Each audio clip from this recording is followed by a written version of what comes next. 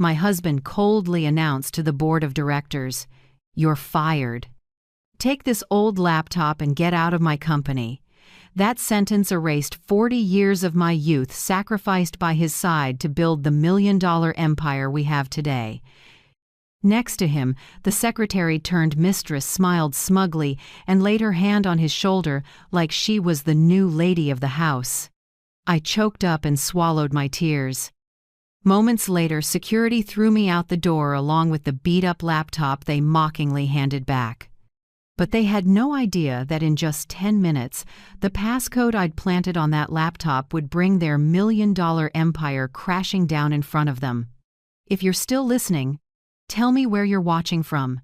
Every comment you leave is another mark in this journey. And if this story has touched you, don't forget to hit like so it can reach even further. I am Margaret Hill, 66 years old.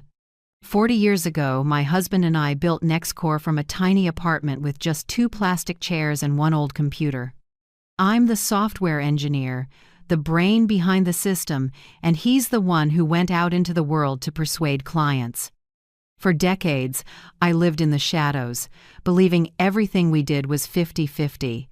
But now, looking back, I see I've been reduced to a faint shadow behind him, pushed out of the light by the very man I trusted completely. I stood still in the long hallway, the pale neon lights reflecting my face on the glass wall.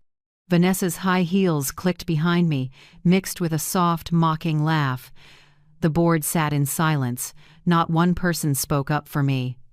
A few had once been friends, had shared those brutal startup days with me, and now they only bowed their heads to the table as if my presence was an annoyance. I held the laptop in my hands, the keys worn shiny from tens of thousands of hours of coding, the very lines I wrote to protect hundreds of American companies from cyber attacks, and now it was handed back to me like trash. I heard Thomas whisper to Vanessa, "It's done. From now on you'll run NextCore with me." His voice was dry and cold, nothing like the man who once held my hand in a musty Seattle apartment 4 decades ago and promised to walk with me to the end of life.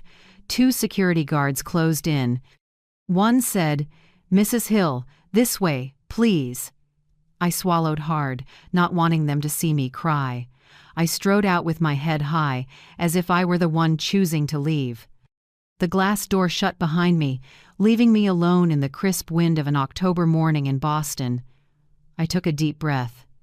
Inside, I burned and ached, like someone was crushing my heart in their fist. I gave up my youth, my dreams, my own career to build NextCore with Thomas. I sat night after night in a cramped kitchen, writing line after line of code while he met with investors. I stood by him through the lean years, when we couldn't afford a bed and slept on a mattress on the floor.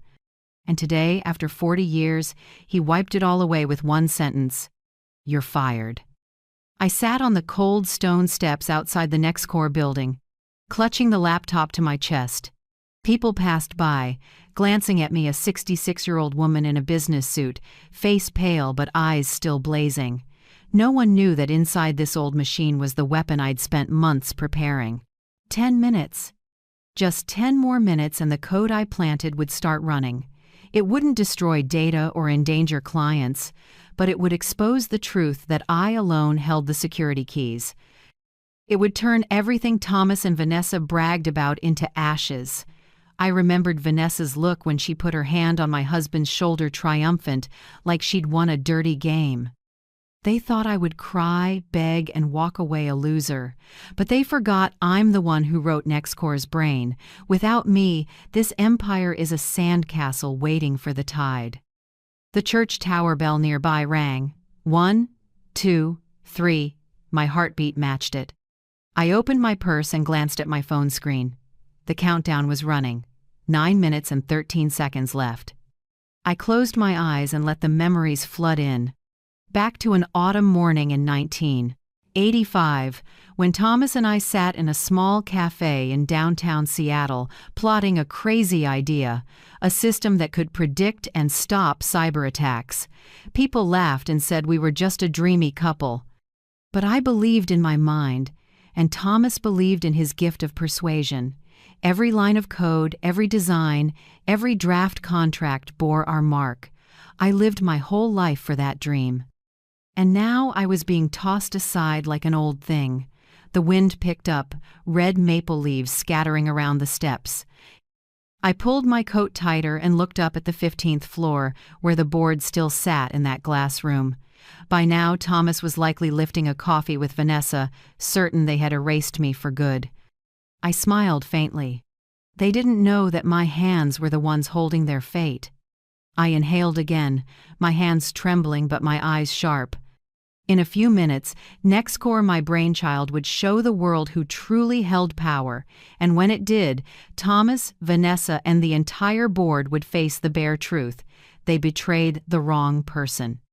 I remembered clearly those first days in a shabby rented apartment on the outskirts of Seattle.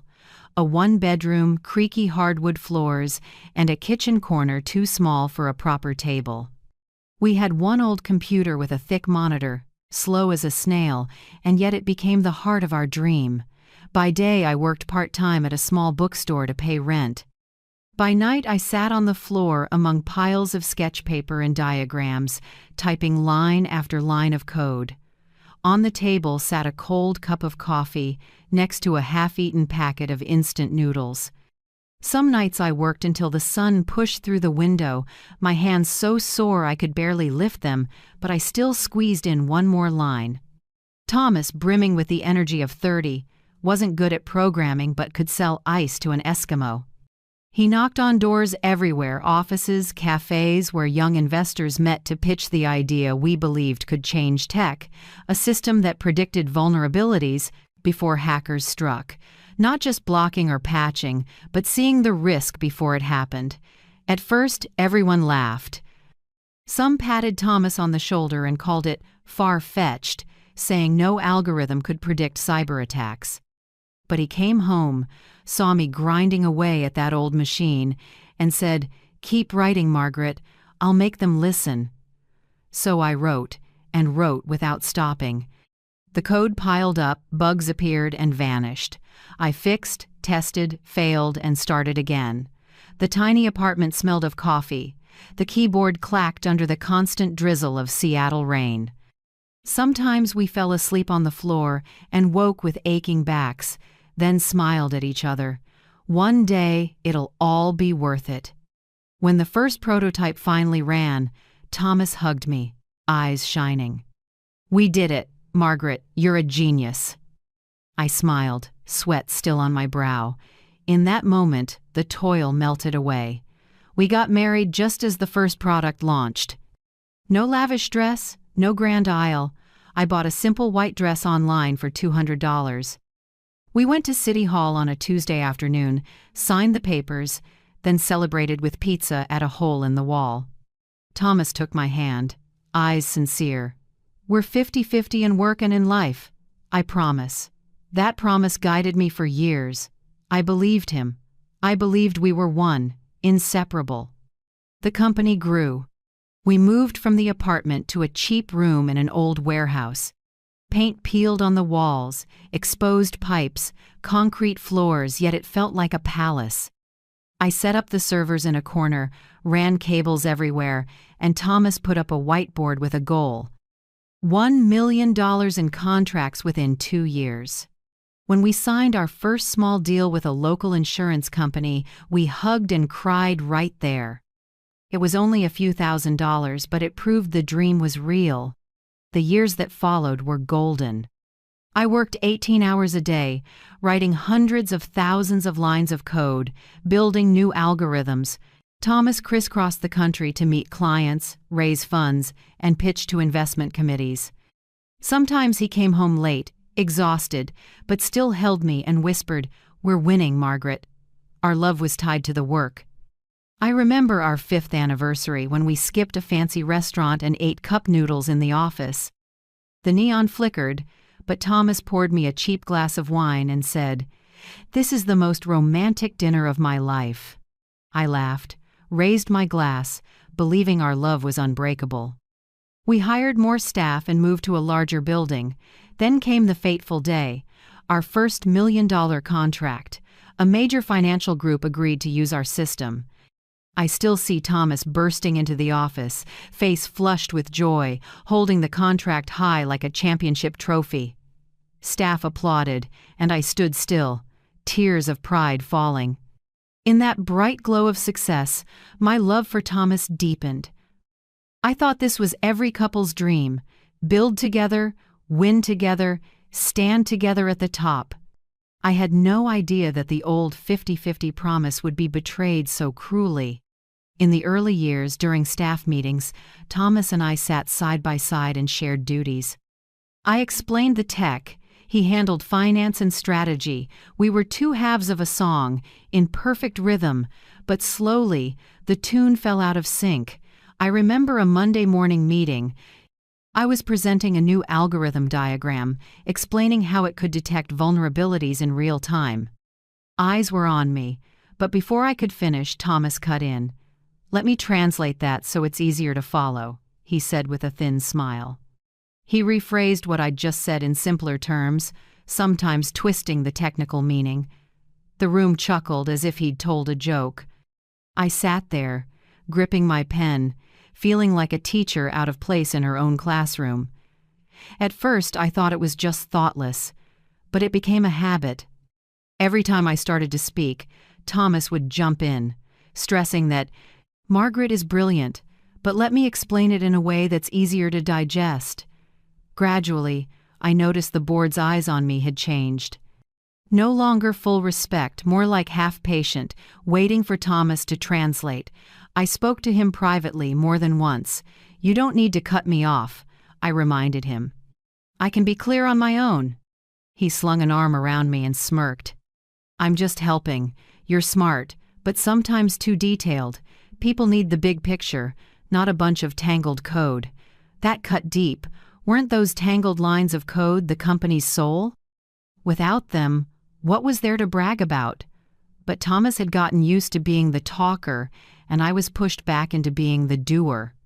I felt it even more in client presentations. At first, we stood together. I ran the demo, he persuaded. Then I turned into a prop. At a meeting with a big bank, I spent a week preparing a live demo. I presented, nerves high, and hit enter to run the system. The light flipped green, results perfect. My heart soared. But before the client could clap, Thomas stepped up, slung an arm over my shoulder, and smiled. "See, that's why NextCore is different. Margaret is a genius, but she's better suited to the back room. My job is to bring this achievement into the spotlight." I forced a smile, but inside it felt like a bucket of cold water. His words shut a door in my face. I belonged in the back. The spotlight was his.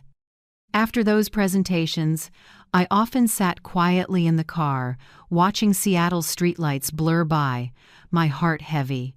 The old 50-50 promise had faded. I tried to push back. In one meeting, I stood and said plainly, "This technology is the result of months of research. I think we need to explain it accurately, not oversimplify it." Thomas glanced at me, then turned to the board. "Margaret sometimes gets lost in the technical weeds. It's because she's passionate. My job is to keep things clear for customers." They nodded. A few smiled at him with sympathy, like he was a patient husband enduring a wife too absorbed. I felt my heart crack. The shift didn't stop at work. At home, Thomas started dismissing me. Before, we hashed out every big decision for hours.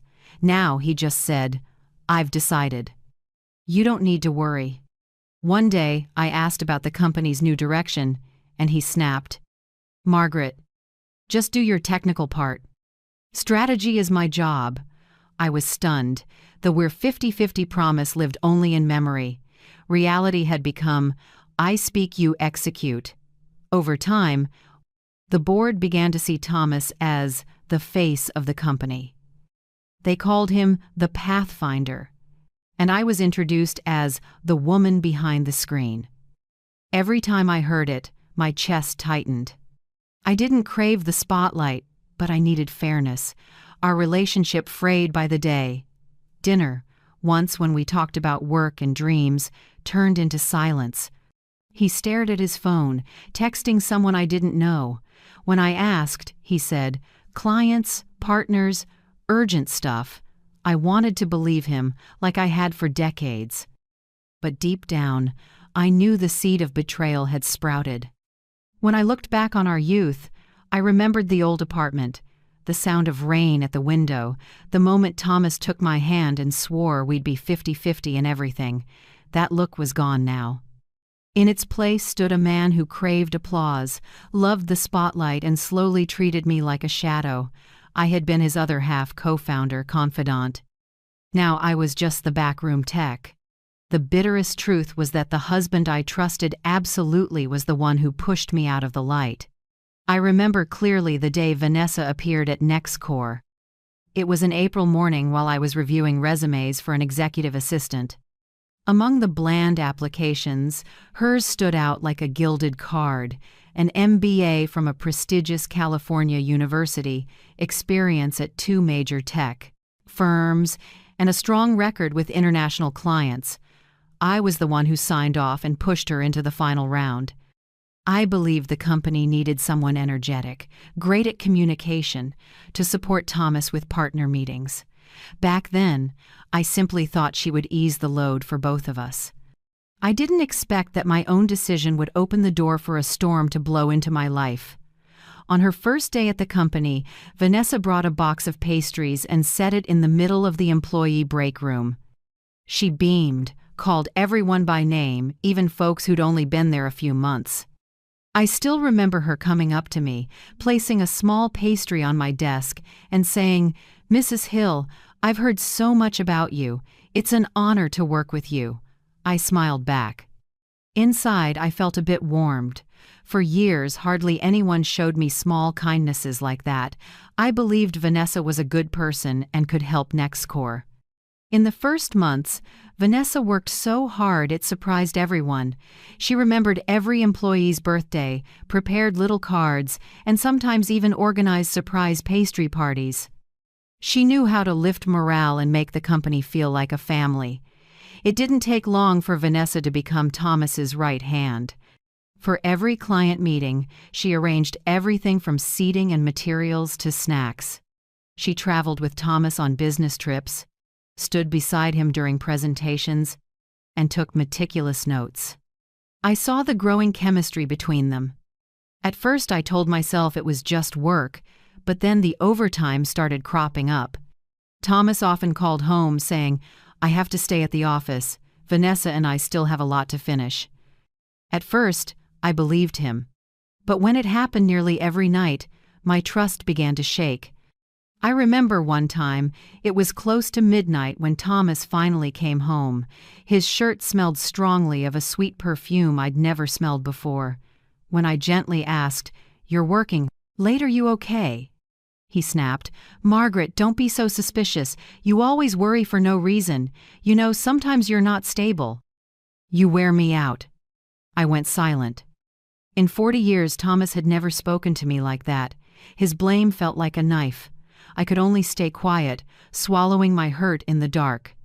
From then on, the distance between us grew. In the mornings, we hardly talked. At night, he often claimed urgent meetings or demanding clients.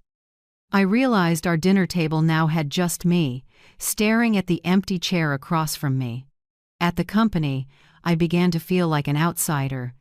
Younger employees ran to report to Vanessa more than to me. For important meetings, Thomas sat with her to discuss, and I was only called in to sign off on technical matters. They treated me like a quiet workhorse, while the spotlight and praise went entirely to Thomas and Vanessa. Sometimes I looked at Vanessa and saw her smile when someone called Thomas the soul of NextCore. That smile felt like a pinprick to my chest. I remembered when Thomas used to call me his indispensable other half. Now, our marital trust had been smoothly and cruelly replaced by Vanessa. I started to ask myself, did I hand Thomas the keys to destroy our marriage the day I signed Vanessa's hiring paperwork? That night, a light rain fell and wind from the Seattle Bay stirred the bedroom curtains. I sat at the desk, the warm lamplight on my thin hands as I reviewed the monthly financial report. Thomas said he'd be late because of an out-of-town client meeting. I was used to nights like that. Urgent calls, unscheduled trips, and those short texts. "I'm busy. Go to sleep." But that night, something kept me from turning off the light or going to bed. A vague intuition slipped into my heart. When Thomas came home, it was close to 1 a.m. I heard the car engine outside. I walked to the living room, pretending to fold blankets. He opened the door, his shirt wrinkled, collar slightly open, and what stunned me was that familiar sweet perfume, the very scent Vanessa wore. I said nothing and just looked at him. Thomas avoided my eyes and quickly set his briefcase on a chair. "I'm tired, don't start," he said, then headed straight to the bathroom. An hour later, when he was asleep, I went to that briefcase. I'm not a nosy woman, but my gut told me something was waiting inside. I opened his phone. His passcode was still the 4 digits of my birthday. He didn't think I'd check, maybe because he believed I was too gentle to doubt him. Then I saw the message. A short line, but it felt like a cold blade straight to my chest. "Tonight was a dream. I'm waiting for you." The message was from Vanessa Clark. Below it were rows of bright red heart emojis. I sat frozen as the screen blurred before my eyes. I read it over and over, my hands shaking. Every character, every punctuation mark was another cut. I didn't scream, didn't throw the phone, didn't wake him to confront him. I simply turned off the screen, put everything back exactly where it was, and stepped out onto the balcony. Outside, the rain had stopped, but inside me was a storm with no end. For days afterward, I moved through a daze.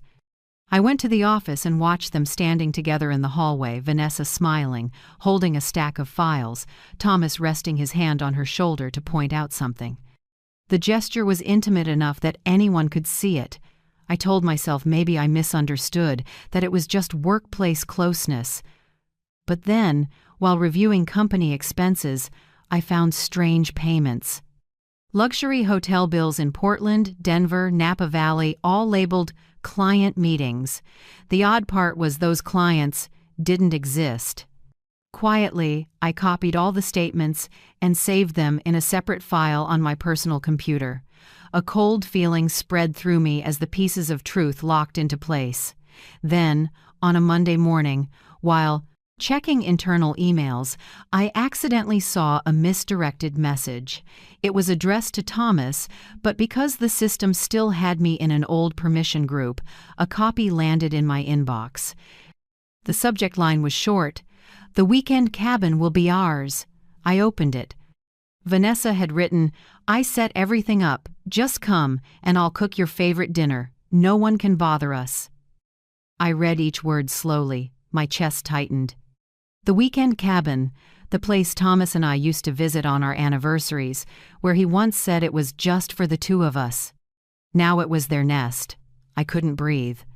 I stood up, went to the bathroom, and looked at my face in the mirror. A 66-year-old woman with tired eyes and silvering hair. I saw pain there and awakening. I knew if I exploded, everything would blow up, but anger would only make me lose control. I couldn't lose like that. I had to let them stab themselves with the very blade they forged. I began quietly gathering evidence. Every email, bill, and text was copied and saved in a folder encrypted with technology I built for NextCore. Then one day, luck smiled, or maybe fate took my side. A young IT staffer, Kenny, came to me looking uneasy. "Mrs. Hill, I think you should see this." He set a small USB drive in front of me. I found a file flagged hidden in the camera system. I wasn't sure if I should say anything, but I respect you. I opened the USB in my private office.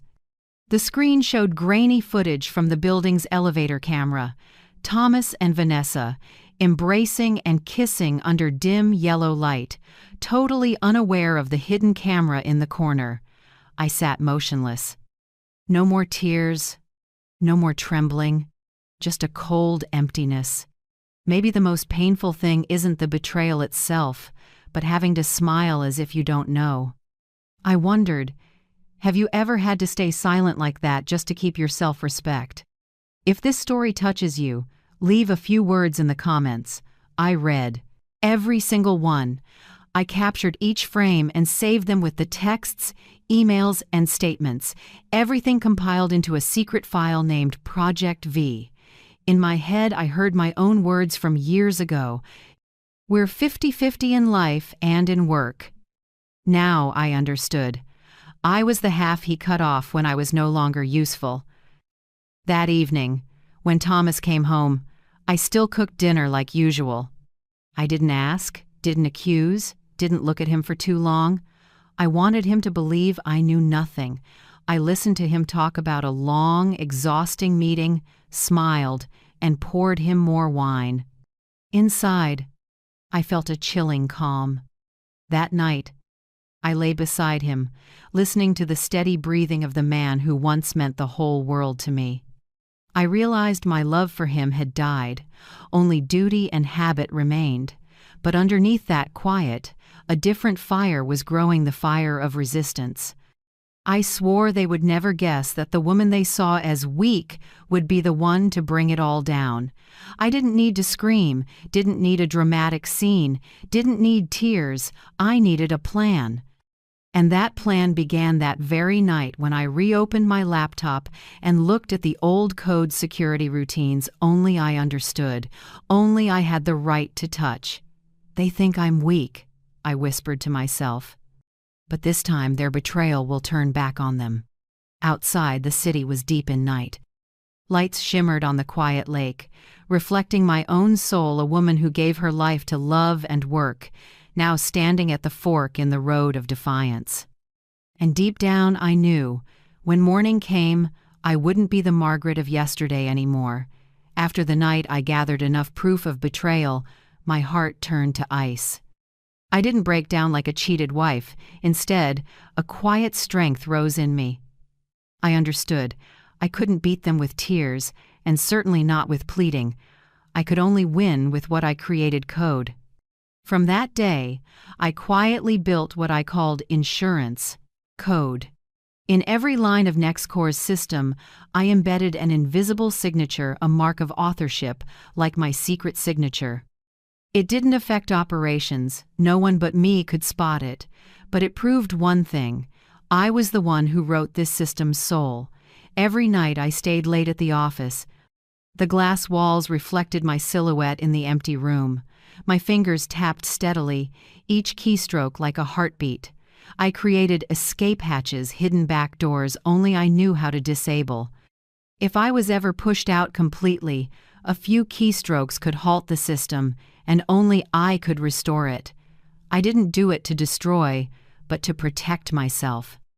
In tech, power doesn't lie in a CEO title or on-stage speeches.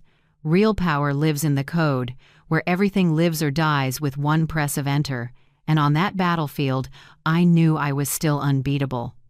I remember the night I finished the first block of insurance code. Rain pattered outside, fogging the window. I wiped tears with the back of my hand and stared at the black screen glowing with green lines. A mix of pain and pride rose in me. Pain from my husband's betrayal and being pushed from my rightful place. Pride because I still had the strength to hold on to my life's work. But I didn't stop there. I started logging every commit, every change and update to my name. I stored careful backups with timestamps, clear proof that I built the foundation. I knew that one day, when Thomas and Vanessa tried to erase me, I'd have a vault of evidence to fight back. At the same time, I quietly investigated finances. With a seasoned eye, I spotted shady expenses. A subsidiary set up in Delaware, a strange name, getting regular cash from NextCore. I followed the trail and found it was a shell company where Thomas and Vanessa could siphon money unnoticed. I printed every transaction and filed them neatly into a second binder labeled Black Finance. I reached out to an old lawyer, Mr. Peterson, who helped us file the original incorporation 40 years ago. When he reviewed the new records, he frowned and flipped back and forth. "Margaret, your name is gone from the list of co-founders." In the original, your signature is right here, but in a recent edited version, it's only Thomas Hill. Someone altered the documents. My blood boiled. It wasn't just betrayal in love, it was betrayal in law and truth. They wanted to erase me as if I never existed. I left the lawyer's office and walked through crowded streets with a hollow heart. Whenever I thought about being humiliated like that, I cried. But I cried in silence. I refused to scream or complain to anyone. At night, when Boston slept, I sat at the screen, fingers flying, tears hitting the keyboard. It felt like every line of code was my own blood. Some nights, I couldn't tell the rain outside from the sobs caught in my throat, but I kept going. I added more layers of insurance, more hidden notes, more back doors. NextCore became a city of secret tunnels, and I alone held the map. One morning, I watched Thomas head to work in a crisp suit, Vanessa glued to his side with a stack of documents. They walked fast, laughing like they owned NextCore. I stood at the 10th floor window looking down and thought, "Go on, soak in the glory. You have no idea each step you take is on a minefield I planted." There were moments of weakness when I wanted to charge in, throw the file right in Thomas's face, and scream that I knew everything. But I held back. I understood that the moment I showed my hand, they'd try to wipe me out. If I stayed silent, I was the shadow in the corners, a threat they'd never see coming. I lived two parallel lives. By day, I was Margaret, the gentle, quiet, soft-spoken co-founder. By night, I was a different Margaret, the betrayed wife, the coder setting traps, the silent fighter. Every keystroke, every new line of code was a blade I was sharpening for the day of reckoning. Once, staring at my fingers trembling from fatigue, I asked myself, at 66, I should be resting, enjoying peace with grandkids. Why am I still wrestling with these cold lines of code? Then I knew the answer. Because I refuse to be buried.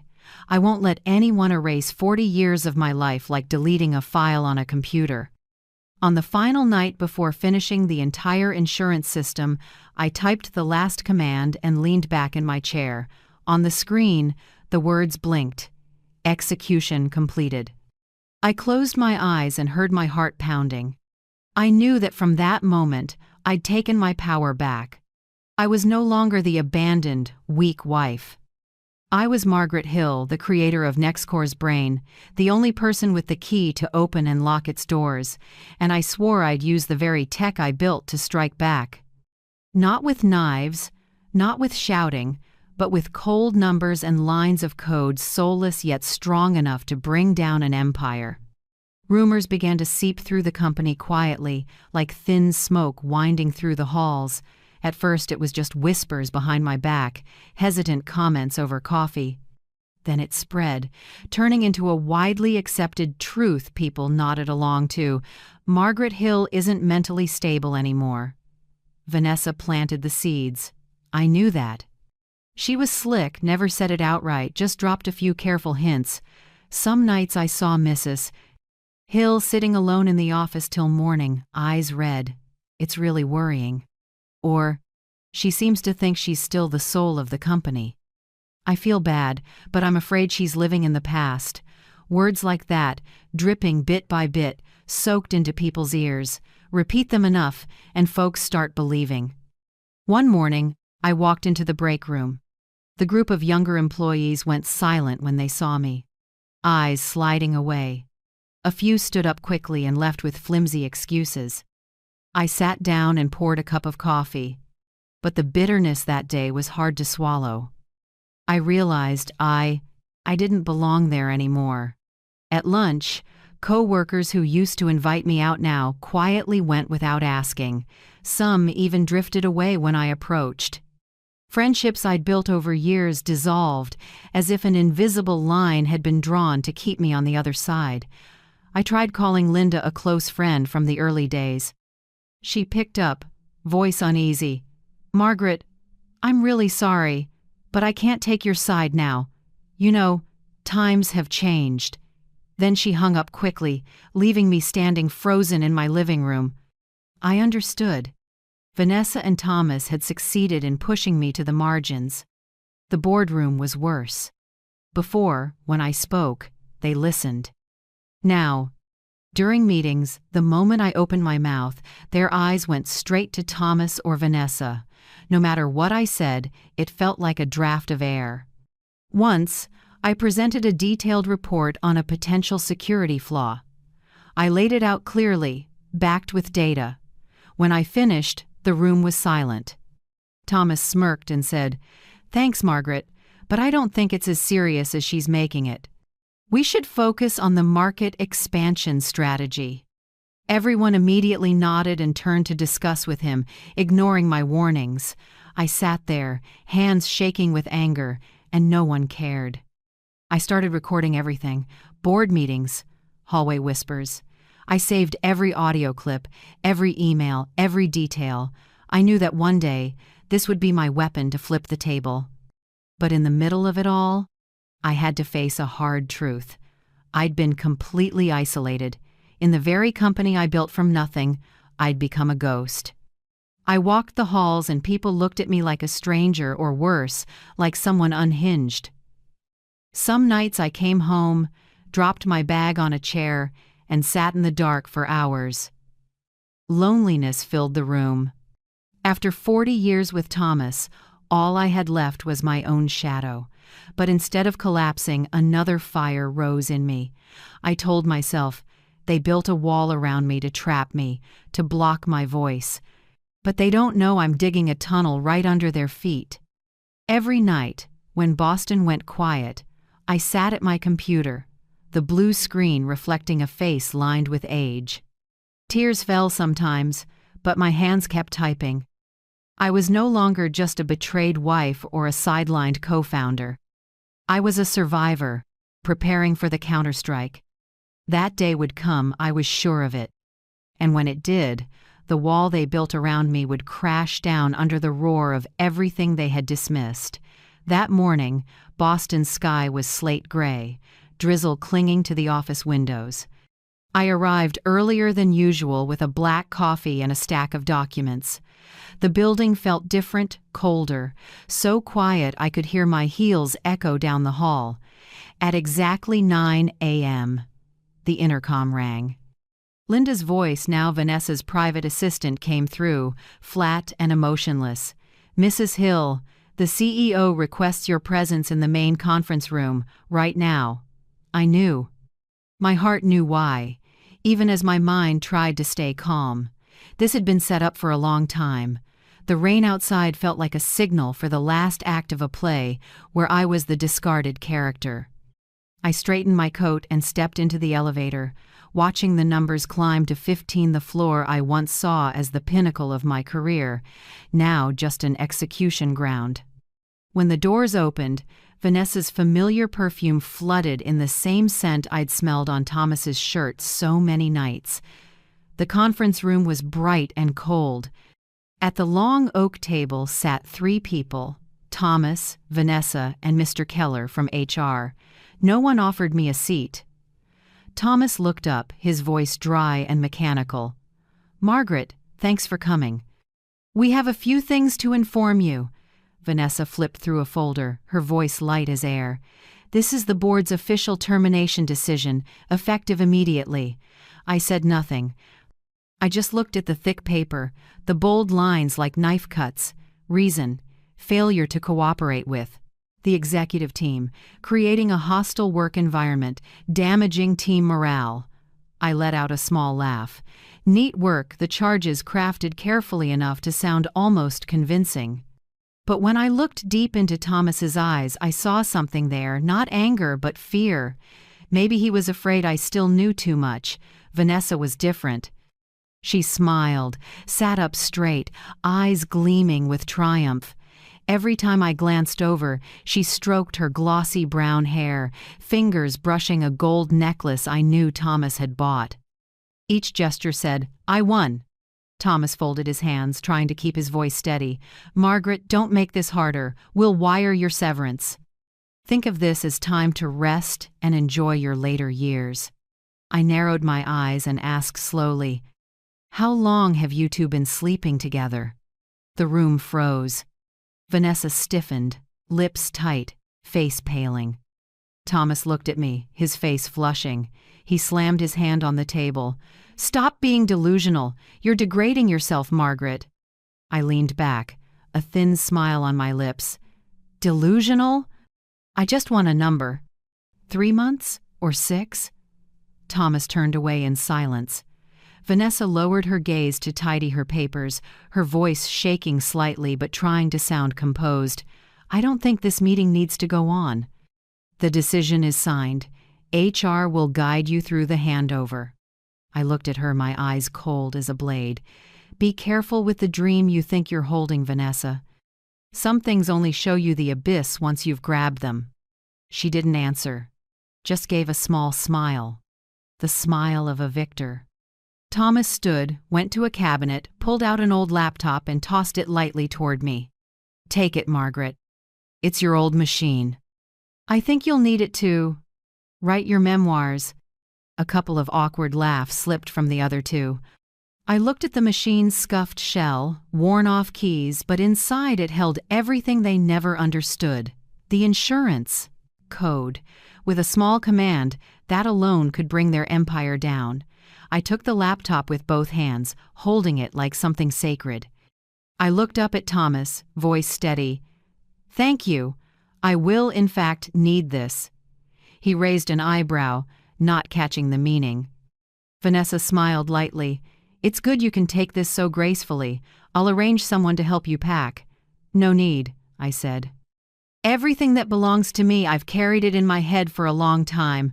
I turned and walked slowly toward the door. But as my hand touched the handle, Thomas's voice came from behind. Margaret, consider this final. Don't try to come back. I stopped, turned, and looked him dead in the eye. You're right. It is final, but not because you say so. Vanessa frowned slightly. Thomas stood frozen, his gaze wavering for a second before sliding away. I opened the door and left the room. But their script wasn't done. In the hall, 2 security guards were waiting. One stepped forward, voice cold. Sorry, Mrs. Hill. We've been instructed to escort you out of the building. I looked at them. No anger. No resistance. I just said softly, I can walk on my own. They still trailed close behind, as if I might steal something. At the lobby, one held the door, his tone curt. Please leave company premises. I stepped out. The heavy glass door closed behind me with a dry thud like a lock on fate. The rain was heavier. I stood at the entrance to NextCore, the place where I'd laid the first brick, sketched the first logo, celebrated the first contract. Now I was thrown out of the very home I built, like a stranger. I looked up at the 15th floor. Through the fogged glass, Vanessa's silhouette was clear, her hand on Thomas's shoulder. They were laughing. I pressed my lips together and gripped the laptop. My hands were ice cold, but heat surged in my chest. I didn't cry. I didn't need to, because I knew that in just 10 minutes, the code I'd planted on this machine would start, not to destroy, but to restore balance. In 10 minutes, they'd learn what it means to wake the beast they thought they had tamed. I turned and walked into the rain. Cold drops stung my face, soaked my silver hair, and seeped into my collar. I didn't open an umbrella. I let myself be drenched, let the chill sink to the bone. On the sidewalk, I stopped and looked back one last time.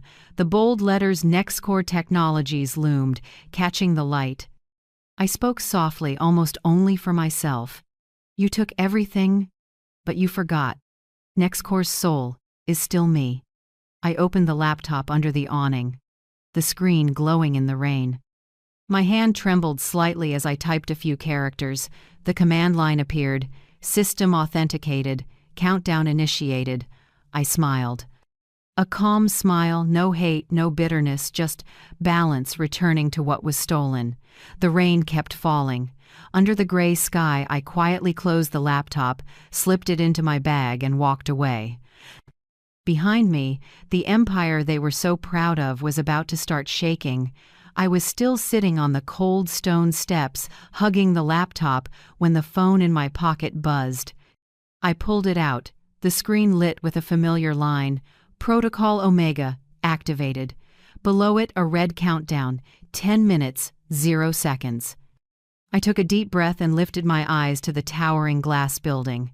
Next core, my brainchild, was humming like a giant machine, but in just minutes, it would start to falter, like a heart out of rhythm. And only I knew why. 9 minutes. I sat still, listening to the rain tapping on the metal rail. Inside, employees began to frown. Through the glass, I saw a few jump up from their chairs. Their screens flickered, systems slowed, cursors spinning endlessly. Complaints rippled across the rows. What's going on? Why are the servers so slow? 7 minutes. I saw an IT engineer sprint into the hall, phone glued to his ear. 5 minutes. Right on schedule, the customer portal went down. All transactions froze, thousands of sessions stuck. Customer service lines shrieked, internal alarms blared across the office. 3 minutes. A critical alert flashed across the global monitoring dashboard. Critical error detected. And then, just as I predicted, the worst hit. International hackers spotted the hole. From everywhere, Russia, China, Eastern Europe, streams of IPs charged in like wolves smelling blood. They didn't care who NextCore was. They saw a fortress, once untouchable, now cracking. In minutes, hundreds of attacks erupted at once.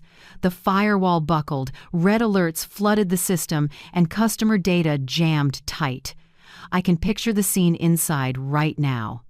A once quiet office turning chaotic, chairs scraping, keyboards pounding, phones ringing off the hook, employees rushing around, sweating through their shirts. Thomas is surely pale as a sheet. The man who used to stand under the lights bragging about impenetrable tech is now frozen in his chair, sweat beading on his forehead. Vanessa, who was so sure she had all the power, is probably staggering, lips trembling, that smug smile gone. Shouts must be echoing across the floors. The servers are down. We've lost control. Customer data isn't responding. Someone has definitely called PR, but how can they hide it when the press has already sniffed it out? In minutes, the major outlets start running red banners. Top cybersecurity firm NextCore suffers massive hack. Those words cut like a fatal blow. A company built on the promise of safety now exposed to the public like a sandcastle washed away in the rain. I stood up, a little shaky, not from fear, but from a mix of pain, anger, and relief. I looked up at the 15th floor, where the CEO's office lights blazed. The glass reflected panicked shadows moving back and forth. The rain poured harder, plastering my hair to my head, weighing down my Brad coat. I didn't wipe it away. I didn't run. I just stood there, holding the laptop, eyes locked on the building. A small smile slipped from my lips. Not the smile of total victory, but the smile of a woman who finally got her voice back after being trampled. They threw me out like trash. But 10 minutes later, those same people watched their empire fall apart right in front of them. Rain, mixed with tears on my cheeks, no one could tell the difference. I whispered to myself, "This isn't the end. This is only the beginning." The news spread faster than I expected. Within 2 hours of the NextCore outage, my phone was buzzing non-stop with alerts. American media, from local papers to top financial outlets, blasted headlines. Major cybersecurity firm hacked, NextCore systems in free fall amid global attack. A few sites added sharp commentary. If NextCore can't even protect itself, how can it protect anyone else? I sat in a small cafe on Tremont Street, sipping hot tea, watching quietly. On the wall-mounted TV, a live broadcast showed NextCore's stock chart. The red line plunged like a runaway train. Every minute, tens of millions in market cap vanished. Around me, people murmured. Most had no idea I was Margaret Hill, the co-founder kicked out just days ago. By noon, the market recorded it.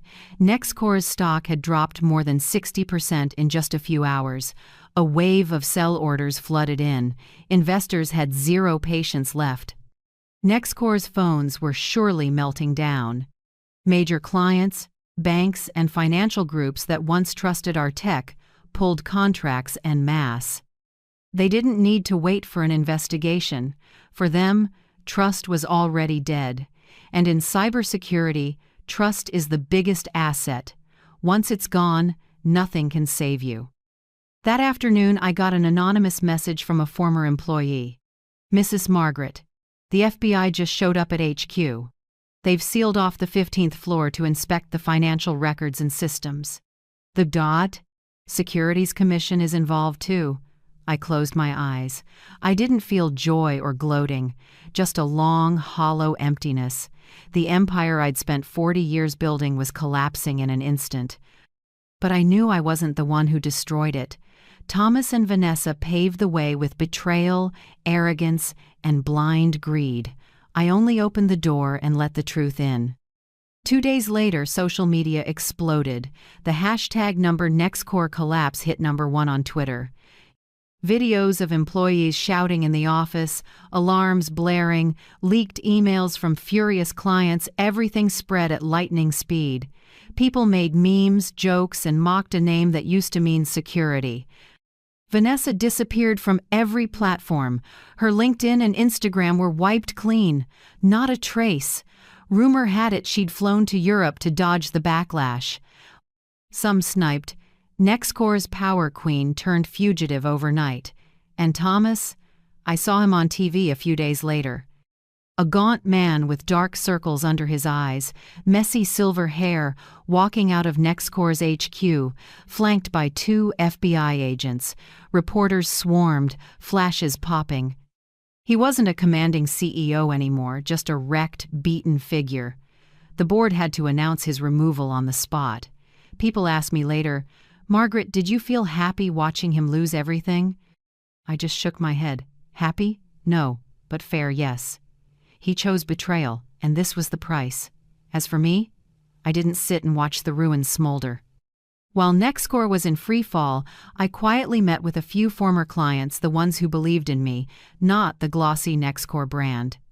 I told them plainly, the real tech was still here, still working, and I was the one who built it. They listened and nodded. A few weeks later, I signed my first consulting contract under a new name, Secure Shield Solutions. A small rented office in Cambridge, just a few desks, a whiteboard, and 3 young employees. But in their eyes, I saw a bright trust I hadn't felt at Nextcore in years. On the day I signed that contract, Boston was drizzled in rain again. I stood by the window, looking out at the wet street, remembering the day I was thrown out of Nextcore, clutching my laptop. A moment that felt like an ending, but was really a beginning. Secure Shield Solutions, humble as it sounded, was my declaration. I didn't need a multi-million-dollar empire to prove my worth. I needed a place where justice belonged to the truth, where intellect and loyalty weren't betrayed. I put my hand on the whiteboard and wrote in big blue letters, not power, not money, trust. I knew my journey was entering a new chapter, and this time, I wouldn't be anyone's shadow. I was Margaret Hill, the woman who walked tall out of the ashes. That night, I'd just finished a long day with the young engineers at Secure Shield Solutions when I heard a knock. It was shaky, repeating, the kind of knock from someone exhausted, tapping with trembling fingers more than firm knuckles. I stepped onto the porch, opened the door, and there was Thomas. The man who once strode across stages in $3,000 suits was now a wreck. Wrinkled shirt, stained spots, hollow eyes, wild silver hair like it hadn't seen a comb in days. He'd lost weight, gaunt, sagging like a beggar. "Margaret," he whispered, voice breaking. "Please give me 5 minutes." I folded my arms and leaned against the doorframe. I didn't invite him in. The Boston night wind was cold, but I stood steady. "What are you doing here?" I asked, calm. Thomas swallowed, eyes red. "The company. It's dying." I can't bring it back. Investors pulled out, clients are gone. Nextcore has only 12 loyal employees left, but they don't trust me anymore. Margaret, please come back. I let out a small laugh, not bitter anymore, but the laugh of someone who'd seen the truth long ago. What do you want from me? I'm not your employee to order around. He took a breath and pulled a stack of papers from his pocket with shaking hands. He set it on the step in front of me. 48% equity, full authority over engineering. I'll sign right here. If you come back, Nextcore still has a chance. I looked down at the documents. He'd actually prepared them. Legal terms, draft signatures from his lawyer. Thomas was ready to give up power, the same thing he once ripped from me. I was quiet for a long moment, then lifted my head, eyes sharp as a blade. Do you know my conditions? He trembled. Name them. I must be recognized as the sole architect of the Nextcore system. All documents, statements, press, and client materials must name me. Don't call it a team effort, and definitely don't call it your achievement. He nodded immediately, almost frantic. And one more thing, I said, voice like ice. Vanessa will never set foot in Nextcore again. Not as an employee, not as a consultant, not as a friend of the company. Thomas pressed his lips together, hesitated, then saw my eyes, and knew there was no room to bargain. He took the pen and signed each clause, letter by letter, like a man sealing a coffin on his past. I took the papers, flipped through to confirm everything was in order, then nodded slightly. Good. I'll come back. But remember, I'm not returning to save you. I'm returning to save the technology, to protect the people who still deserve it. Thomas lowered his head, like he'd just heard a sentence. When I walked into Nextcore HQ again, the office was a ghost of itself. Empty rows of desks, dark screens, rolling chairs with no one in them, more than half the floor abandoned. No lively typing, no loud meetings, just 12 familiar, tired faces waiting for me in a small conference room. Sarah, a veteran coder, stepped forward first. We knew you'd come back. We're here for you, not for Thomas. I looked around. In their eyes, I saw a blend of despair and hope. They no longer trusted the old system, but they still trusted my hands, and I knew that if I had even a small chance, I'd pull them out of the pit. I didn't waste time on speeches. I opened my laptop and projected the full system map, every weak point I'd quietly built in, now the key to patching it all. We start now, one hole at a time. I'll lead you through sealing each one. From that day, I dove in like I was 20 again, back on the floor of that damp Seattle apartment. Long nights with those 12 people rewriting modules, rebuilding the security architecture, erecting new firewalls, and most of all, restoring trust. Thomas almost never showed. He kept to a small office, avoiding everyone's gaze. I stayed with the team, splitting cheap pizzas, drinking cold coffee, typing till morning. No one called me the woman behind the scenes anymore. I led. I was the iron hand rebuilding Nextcore from rubble. By week 3, the first miracle appeared. An old client, Pacific Financial, emailed me directly, not through Thomas. We heard you're back. If you're personally leading the engineering team, we're willing to reconsider a contract. I smiled. It was the first sign of the Margaret effect, what the press would later call it. Within a month, 3 major clients returned. They didn't trust Nextcore, but they trusted me. Every new contract was another hammer strike securing the shaky foundation. The press, which had been waiting for bankruptcy headlines, began to change its tone. The sidelined founder returns, bringing hope to save Nextcore. Inside the office, you could feel life coming back. Employees lifted their heads, that abandoned feeling faded. And me, every time I saw the system glow green on the dashboard, every time All Secure lit up, it felt like a piece of my 40 years was given back. One late night, Thomas walked into the server room where I was monitoring a stable system for the first time in months. He looked at the wash of green screens, then turned to me and said quietly, "You did it. You saved Nextcore. I met his eyes, calm. I didn't save you, Thomas. I saved the technology I built. And I did it for the people who still deserve it. You just happen to still be here. He didn't answer, just turned and left. Inside me, there was no anger left, and no love either. Only one clear truth: I had won. Not by shouting or messy revenge, but by proving that skill and resolve can rebuild an empire from ashes. From that moment on, Nextcore was no longer Thomas's company. It was the proof of the Margaret effect. The storm passed. After months of relentless work, Nextcore slowly recovered. The metrics on the dashboards weren't burning red anymore, they turned green. Quarterly revenue climbed back. Old clients returned to sign again. And the twist no one expected: the company performed even better than before the collapse. The media called it a miraculous rebirth. But I knew there was no miracle. It was sweat, tears, and the stubborn resolve of me and the 12 who stayed. At the first board meeting after the crisis was contained, I walked in no longer the wife behind the scenes, but the chief architect, the company's backbone. The board members, those who had coldly voted to fire me, lowered their eyes, a mix of regret and respect. The board chair stood up, voice low. We publicly acknowledge that Margaret Hill is the one who saved Nextcore from the brink of bankruptcy. Her role is indisputable. She is the backbone. I stayed silent, giving a slight nod. The recognition came late, but it was necessary.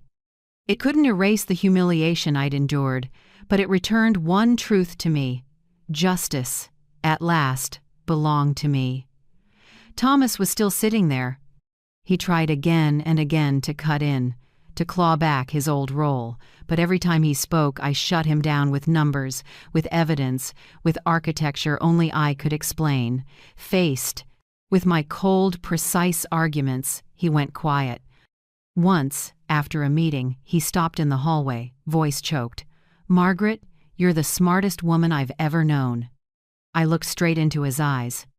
In them, I saw a flicker of the man I once loved, the man who sat beside me eating instant noodles in a cheap rental.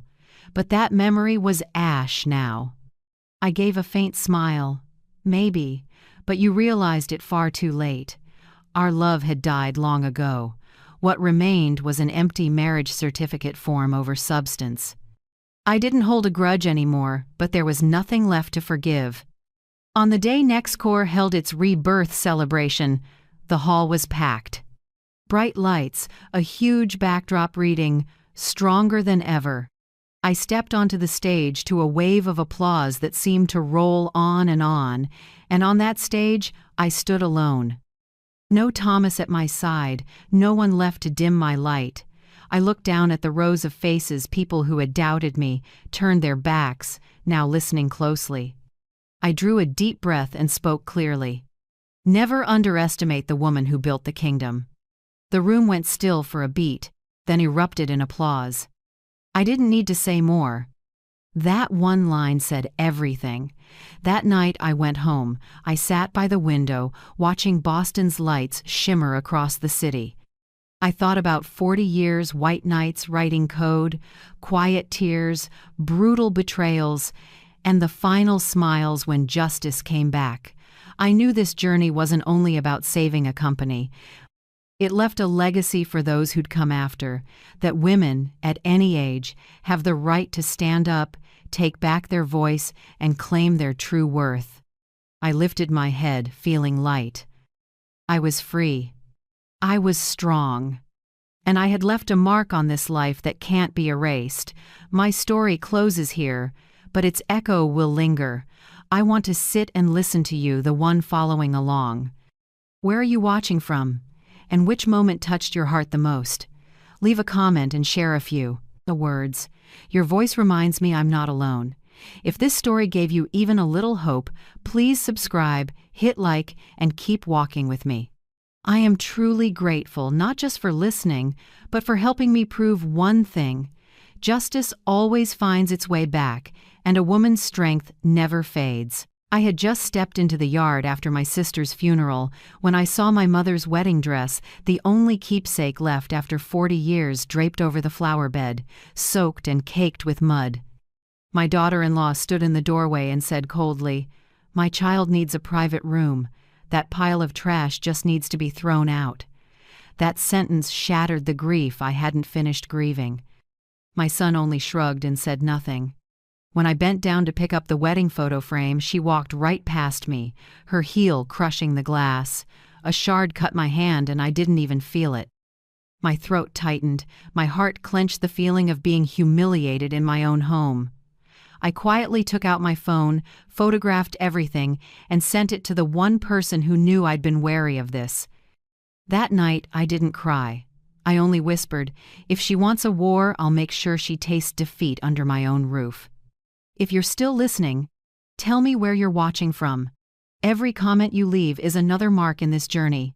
And if this story has touched you, don't forget to hit like so it can reach even further. My name is Vivian Cole, 65 years old, living in the suburbs of Portland, Oregon. I had just returned from Phoenix, Arizona, after my sister's funeral, the last person in my family who ever called me little sister. The flight was long, my body tired, my heart empty, yet the scene in the front yard jolted me awake like a bucket of cold water. This house, the 2-story cedar home with dark brown shingles, has been where I've lived for more than 30 years. I bought it after my husband died, painted every wall myself, replaced every floor tile.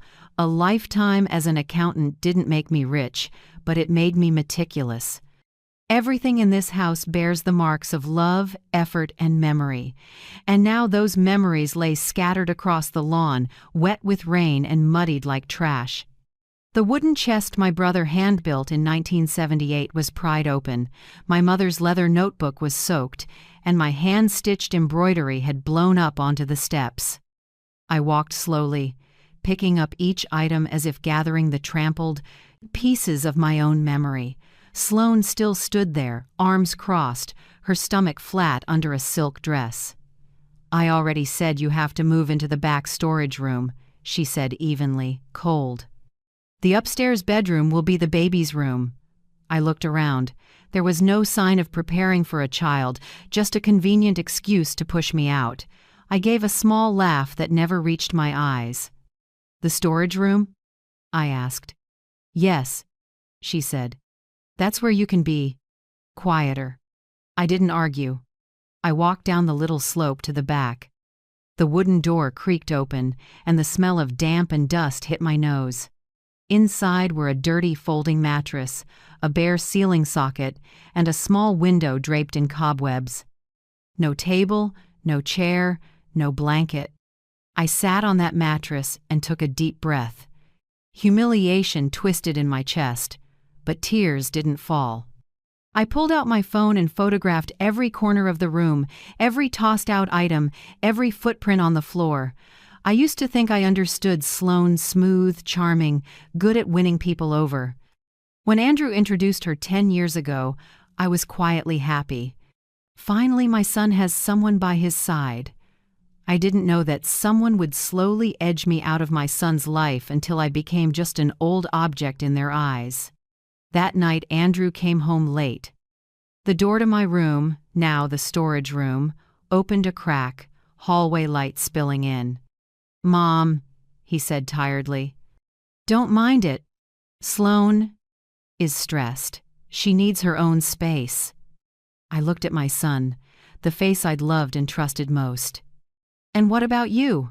I asked. He avoided my gaze.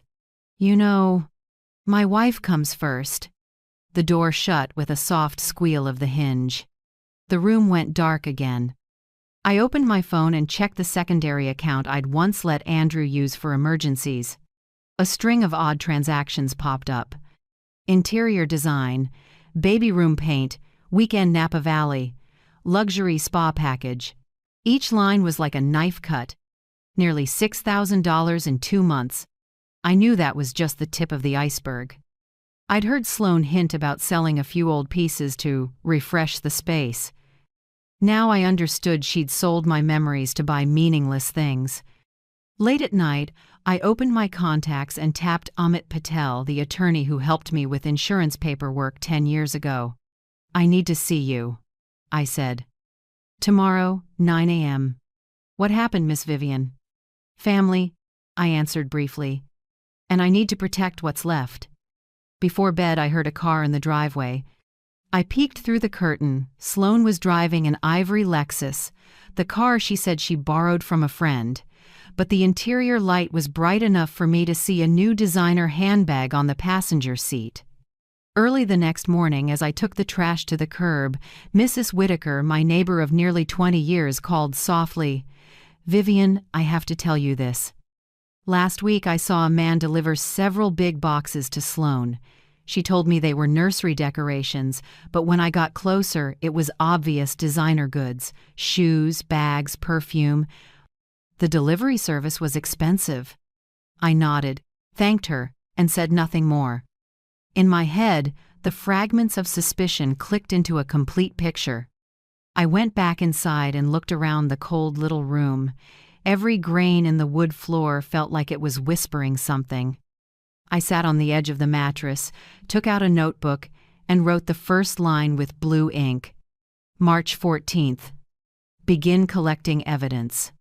Then, I told myself, quietly but firmly, if I have to stay in a storage room, I'll stay there as a plaintiff, not as a freeloader. I closed the notebook and looked up at the dim ceiling. For the first time in years, I didn't feel weak. I felt like a woman who knew exactly what she was about to do. The next morning, when the first sunlight cut through the dusty little window of the storage room, I woke heavy-hearted. I'd only slept a few hours. A sharp pain in my chest made me sit up and breathe deep. Beside the folding mattress was my old suitcase with the few things I still kept, some clothes, a chipped photo frame, and the expense ledger I'd carried everywhere since working as an accountant at the city's architecture office. I opened it. Line after line, tidy and careful. Every roof repair, pipe replacement, furnace maintenance, I had recorded the date, cost, and contractor. I always thought that habit was pointless until now. I grabbed my laptop, opened my bank account, and matched each item to the handwritten ledger. On the very first line, my heart squeezed. Interior design, $12,800. Under it, baby room decoration, $3,400. Spa maternity retreat, deposit $2,500. Napa Valley weekend, $7,900. One by one. Over 8 months, the total pulled from the secondary account I'd let Andrew use for emergencies added up to $86,400. I didn't need to be an accountant anymore to understand. This wasn't family expense, it was indulgence on my dime. I leaned against the wall, breathing deep to steady myself. 10 years ago, when Andrew got married, I added his name to a secondary account because I trusted him. I thought it would make emergencies easier. That emergency turned out to be vacations, designer bags, and pastel walls I never agreed to pay for. I turned off the screen, closed the ledger, and fought the tremor in my hands. I went upstairs to find more evidence. The living room where my mother's walnut cabinet once stood, the one she scrimped for all year to buy at the antique market in 1962, was now bare. In its place stood a shiny, sleek, soulless piece. I froze, hand touching the empty spot in the floor where the old cabinet used to be, a chill running up my spine. I stepped onto the porch where my father's rocking chair had always sat. I'd repainted it last year, keeping the scratch on the left arm as a keepsake. Now, only a lighter square of tile remained, a mark of absence. I went back in, opened my phone, and pulled up Marketplace, the app the kids use to sell second-hand things. I typed a few keywords: walnut rocking chair, vintage, Portland. Dozens of results appeared. I scrolled and my heart stopped for a moment. A listing had expired 3 days ago, but the thumbnail was still clear. My father's chair, the scratch on the left arm, exactly as I remembered. Below it, sold. $650. I set the phone down, took a long breath, but couldn't stop the short gasps. An object is just a thing, but to me it was memory, proof that I had existed. And now Sloan had sold everything piece by piece. I didn't scream, and I didn't call Andrew. Instead, I opened my laptop and created a new folder. Across the screen, I typed, "Case, Sloan." I dropped in everything: photos of the belongings thrown into the yard, shots of the storage room, the missing cabinet, the chair listing, the bank statements, the saved ad images. Every file was carefully named: 0, 1, _ entryway.jpg, 2, rocking chair ad, PNG, 3, bank statement, PDF. I did it with the quiet of someone who'd already lived through too much loss. At my age, I know, anger weakens you. Evidence is what makes others afraid. From the drawer, I took a pocket recorder I used to use in meetings. I charged it and tested the mic. The little red light blinked steady. I slipped it into the coat hanging behind the door. While I was plugging it in, footsteps sounded in the hall. Sloan was on the phone, her voice low and detached.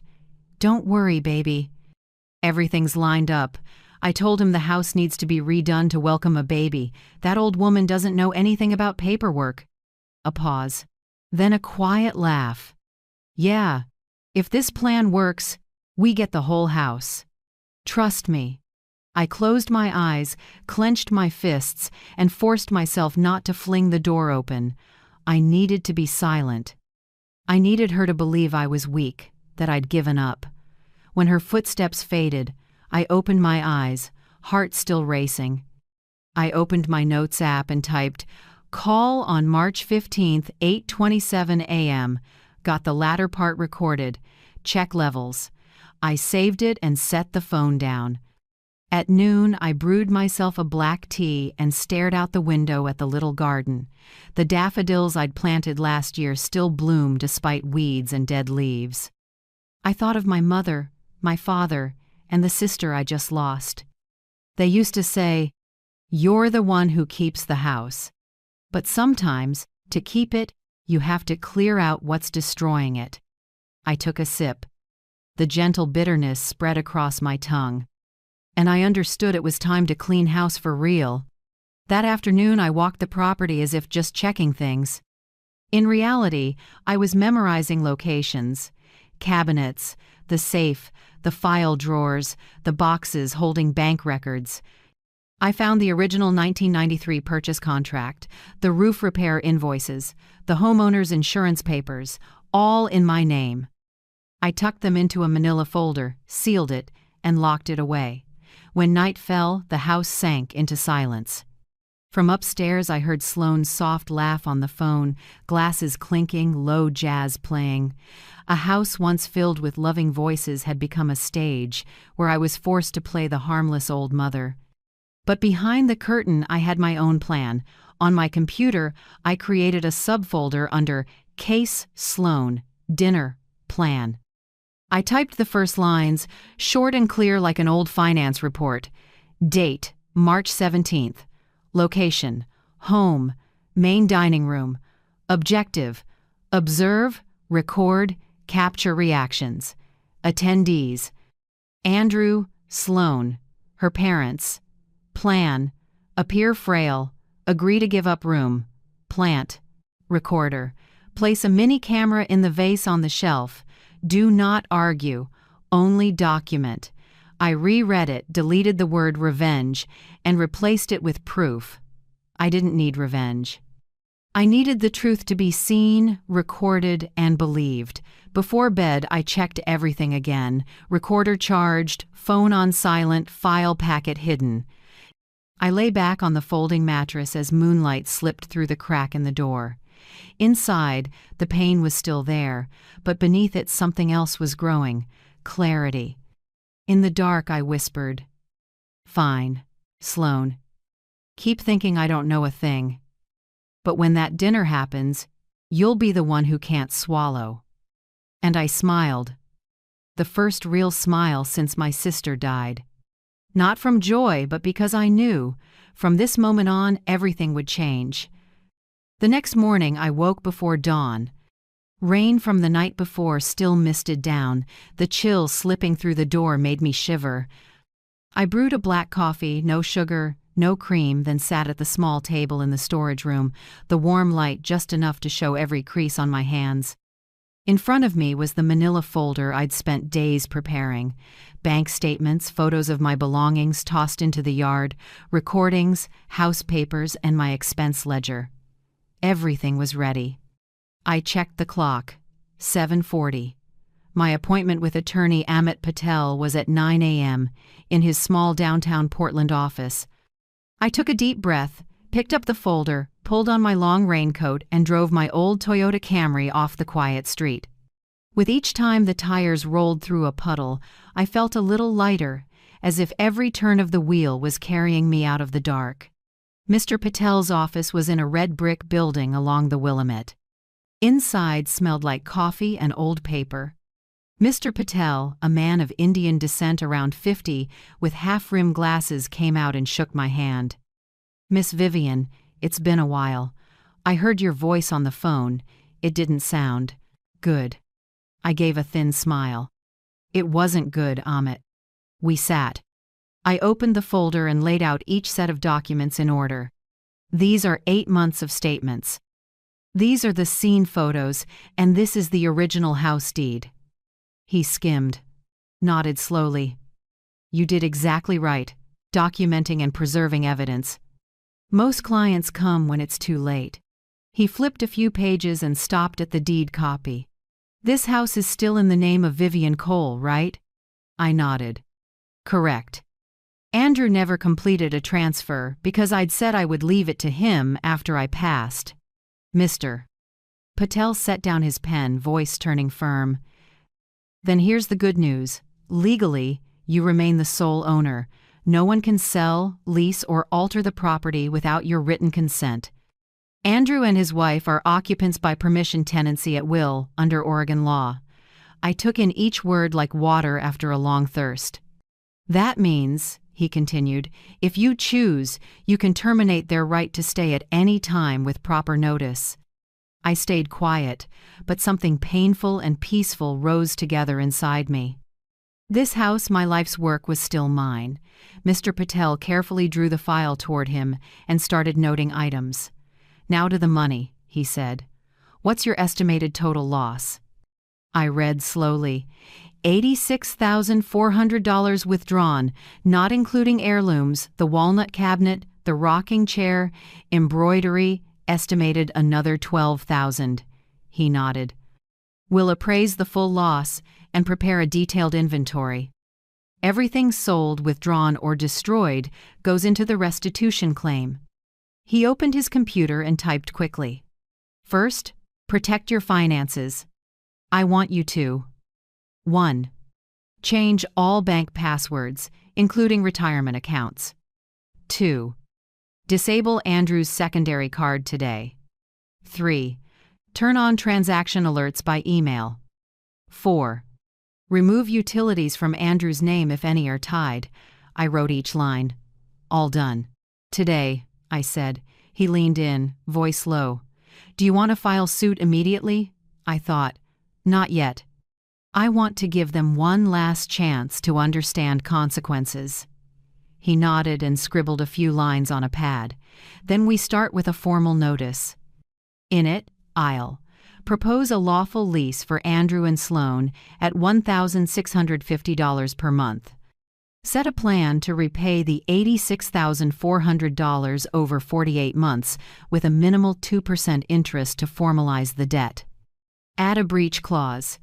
If more than 30 days late, the lease terminates and they must vacate within 21 days under Oregon eviction rules." I looked at him, window light reflecting on his lenses.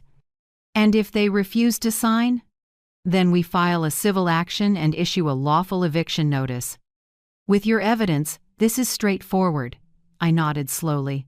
"One more thing," I said. "I want a clause. The back portion of the house where I'm living now must remain as is. No one can enter, lock, or change the lock without my consent." He smiled. "You're as sharp as you were in your accounting days." "I'll add it." We sat quietly for a moment. Outside, the rain had stopped, and sunlight began to stretch across the traffic. I placed my hand on the folder and said softly, "Amit, I don't want to destroy my son. I want him to understand that respect isn't granted, it's kept by action."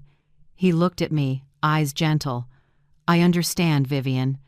But sometimes, to teach respect, you have to let them face consequences." He slid a document across and pointed to the signature line.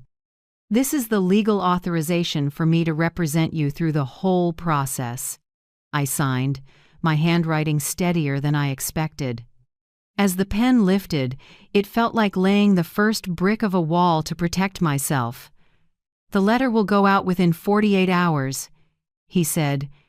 "You'll get a copy by email and a printed copy by mail.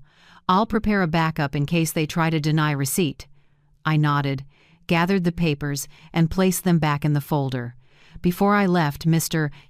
Patel asked, "Do you want me to state the reason as a dispute over use of property or as unlawful occupancy?" I smiled. "Call it unlawful occupancy. I want them to read that loud and clear." We shook hands. His grip was warm and firm, offering a rare sense of safety in the chaos. When I stepped out of the building, the rain had fully stopped, and midday sun made the river sparkle like a strip of silver. I stood for a moment, breathing the damp air, listening to sparrows on the roofline. It had been a long time since I felt this calm. Not because it was over, but because, for the first time, I knew I was doing the right thing. I got in the car and turned on the radio. An old jazz track came on, the kind Andrew used to play as a kid while doing homework at the kitchen table. I smiled sadly, but didn't turn it off. I let the music carry me back along the road home, the road where now I knew every brick, every shingle, every window still bore my name. And inside me, a voice whispered, slow but clear, "Fairness and respect. That's all I want, and I will have it." I got a text from Andrew that noon. "Mom, let's have dinner as a family tonight. Sloan wants everyone to talk calmly and find a solution." A solution. I smiled and quietly closed my phone. The people who treated me like a burden suddenly wanted to talk calmly. I knew that kind of reconciliation usually smelled scripted, and I knew exactly what role I'd play tonight. All day I barely ate. I organized Mr. Patel's files and tucked the thick sealed envelope neatly into my handbag. By late afternoon, I showered, combed my hair, and put on the blue knit dress, the one my sister once said made me look both classy and steady. I looked in the mirror at my eyes under the warm light. The sadness of the past 2 weeks was gone. What remained was something quiet, cool, and very clear. Around 6:30 p.m., the smell of food filled the house. Roast meat, sauce, and buttered bread, the dinner looked more elaborate than usual.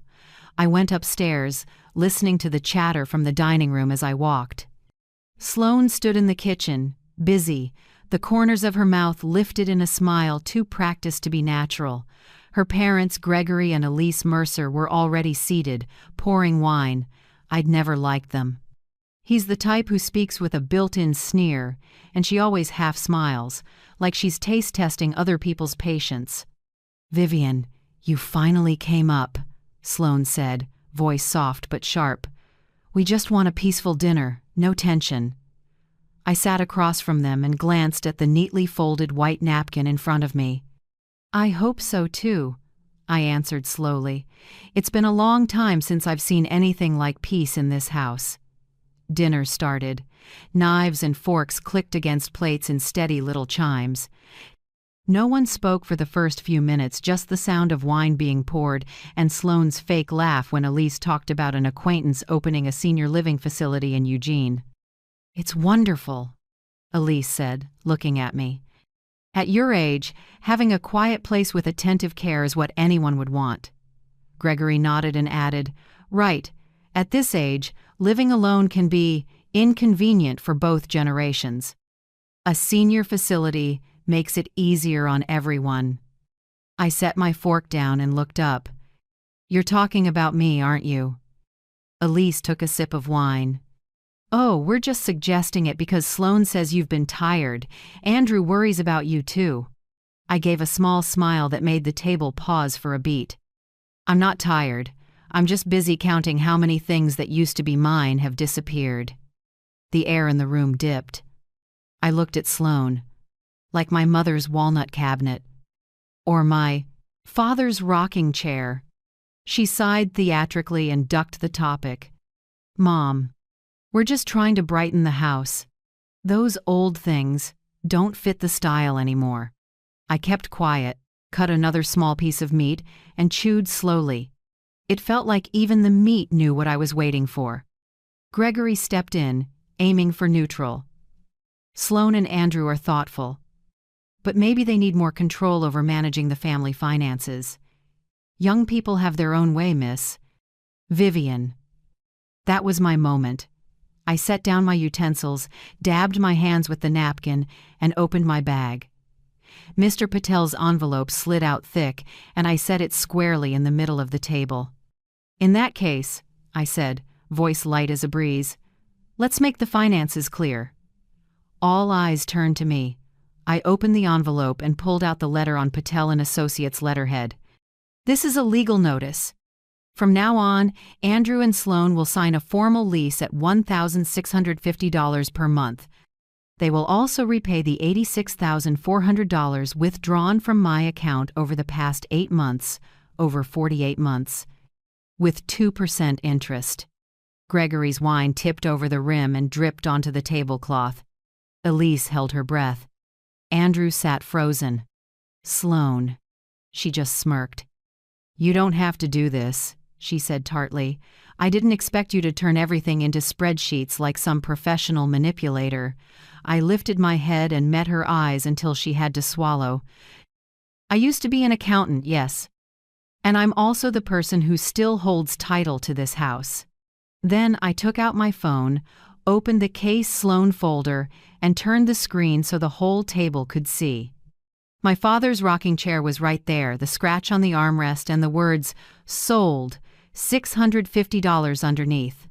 Elise, I said, if it looks familiar, it should.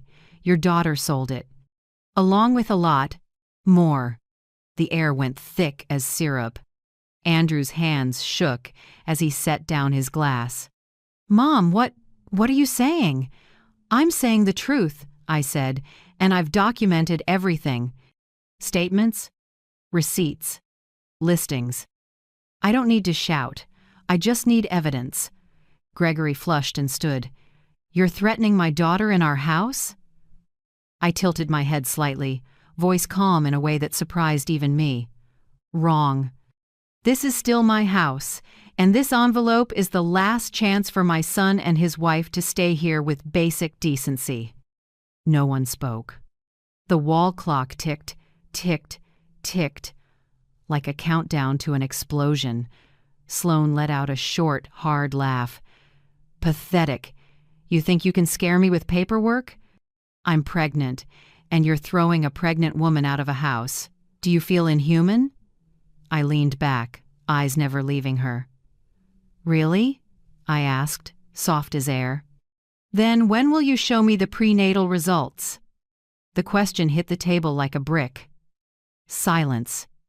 Andrew turned to Sloane, eyes spinning. I thought. You said. Sloane shot to her feet and slammed her spoon down. I don't have to prove anything. She just wants to divide us. I didn't say more. I just looked at Andrew, my eyes sad but steady. Son, I've lost too much by staying quiet. From now on, I won't be quiet. The room went still. Gregory grabbed his coat, muttered something, and tugged Elise away from the table.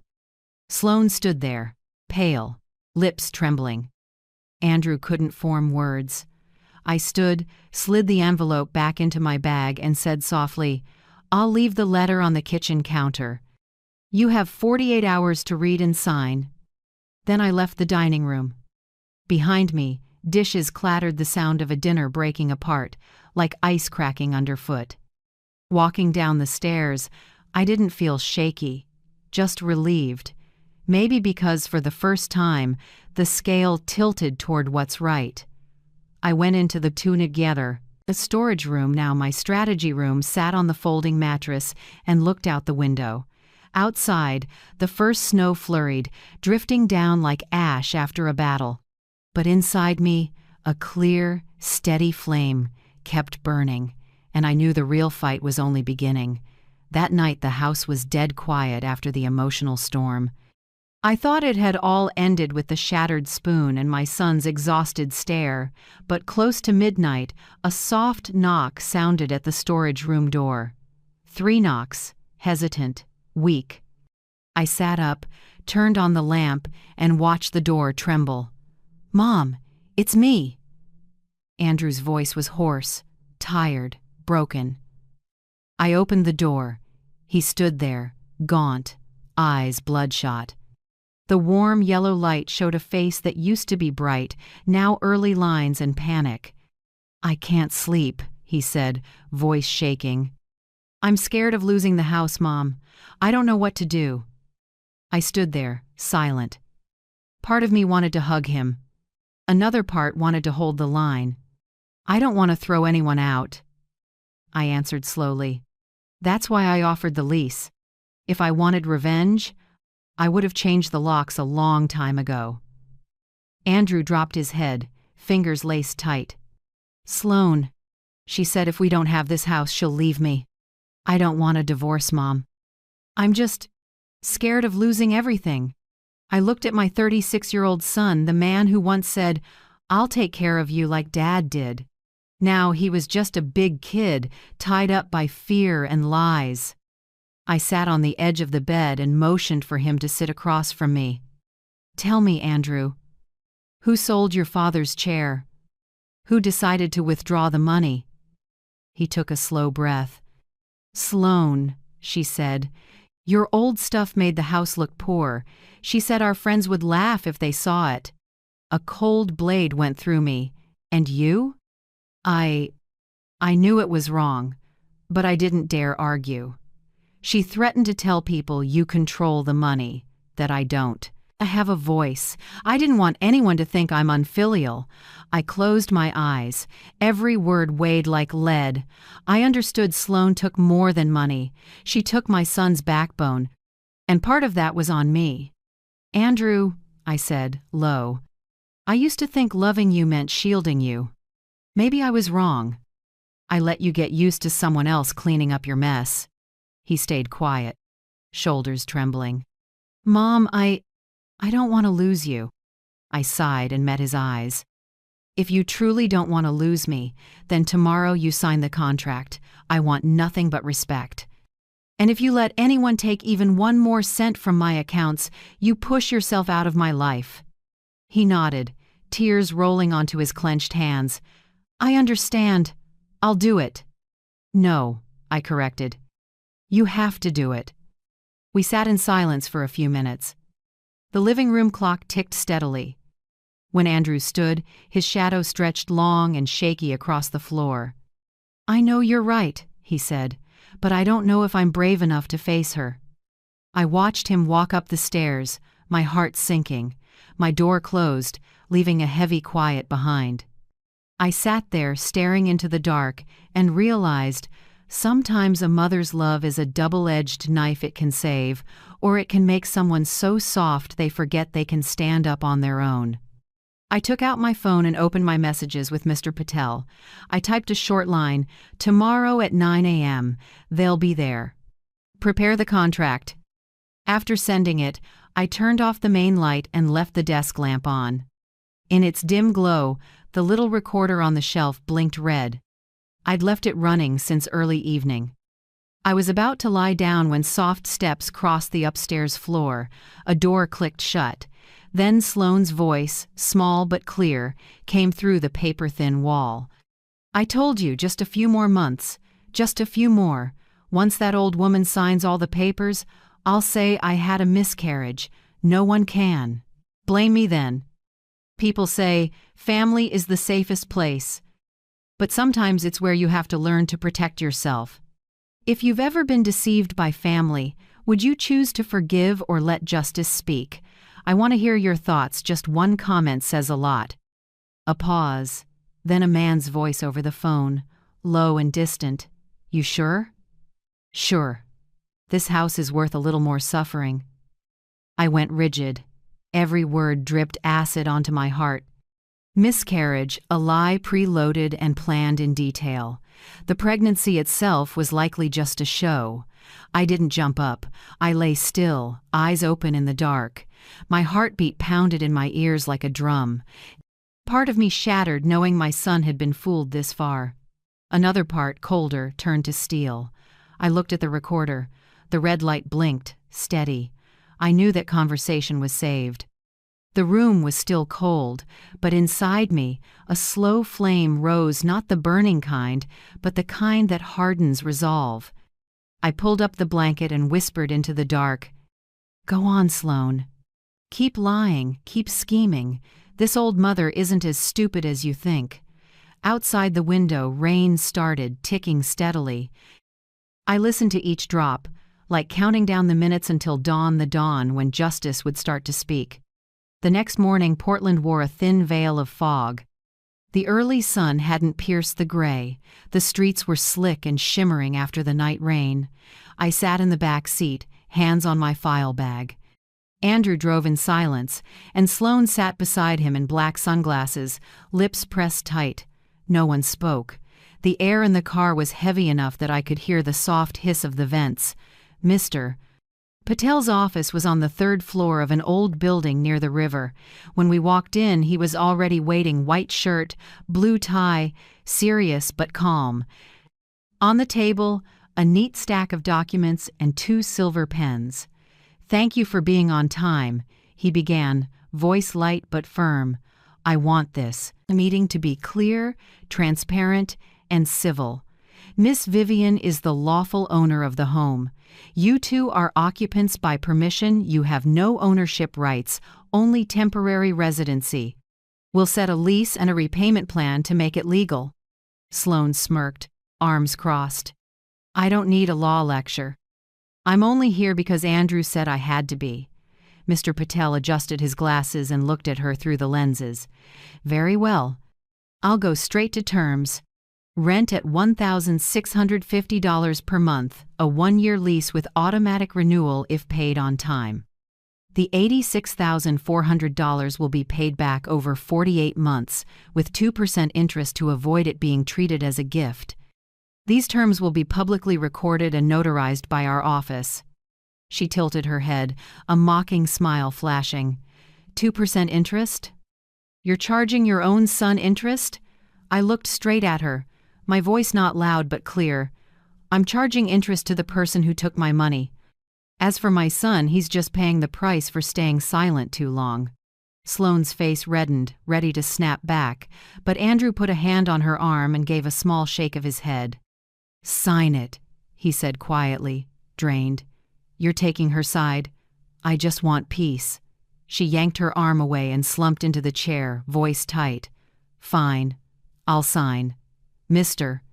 Patel slid the first page to Andrew. His hand shook. He inhaled, then signed.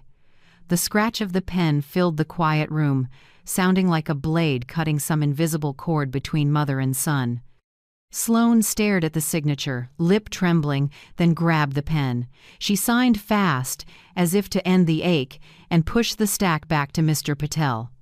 He flipped through each page, checked, then pressed the seal. "Good. The lease is effective today. Payment schedules will be emailed. I've also recorded the list of sold heirlooms, the walnut cabinet, the rocking chair, the hand embroidery, and the wooden chest. I'll work with an appraiser on a separate restitution figure." Sloane let out a short, dry laugh. "She's going to invoice her memories now?" I didn't answer. I just looked at her, not angry, not pitying, just the look of someone who has seen too much deceit. "No one can repay memories," I said quietly, "but losses still need a price." The room seemed to freeze. Mr. Patel filed the papers into a folder and closed it. "I hope this is a first step toward order. I don't represent anyone here except fairness." I nodded, thanks. Andrew kept his head down. Sloane sprang up, put her sunglasses back on, and raised her voice. You win, Vivian. But remember this, when your grandchild is born, you'll never see them. I stood, picked up my bag, and faced her, voice low but steady. Don't use a child as a shield. You'll need more than that to keep yourself clean. Her smile vanished. She turned, dragging Andrew out. Her heels hit the tile sharp as a second hand scraping across a clock. I stayed, watching the door ease shut, then turned to Mr. Patel. He was quiet for a moment, then said softly, You know they won't accept this easily, right? I know, I said, but at least they had to start with a signature. Out by the river, the wind cut cold. I pulled my coat close, feeling fatigue settle into my joints. But under the tiredness was a small peace. For the first time in months, I didn't feel pushed out of my own life. On the way home, I stopped at a little hardware store. I bought 2 new locks, a few key sets, and a screwdriver. The young clerk smiled and asked, Fixing up the house? I said, No. I just want to make sure my room stays mine. Back home, wet leaves dotted the yard. I heard Sloane slam the bedroom door. Andrew went upstairs without a word. I said nothing, just headed to the storage room, the only place I felt calm. I changed the room's lock, turned the key, a few times to be sure, then slid a small cabinet in front as a second barrier. The dry scrape of metal on metal sounded harsh, but each click felt like reclaiming another piece of ground. On the table, I sorted the newly signed papers into a hard plastic sleeve and sealed it.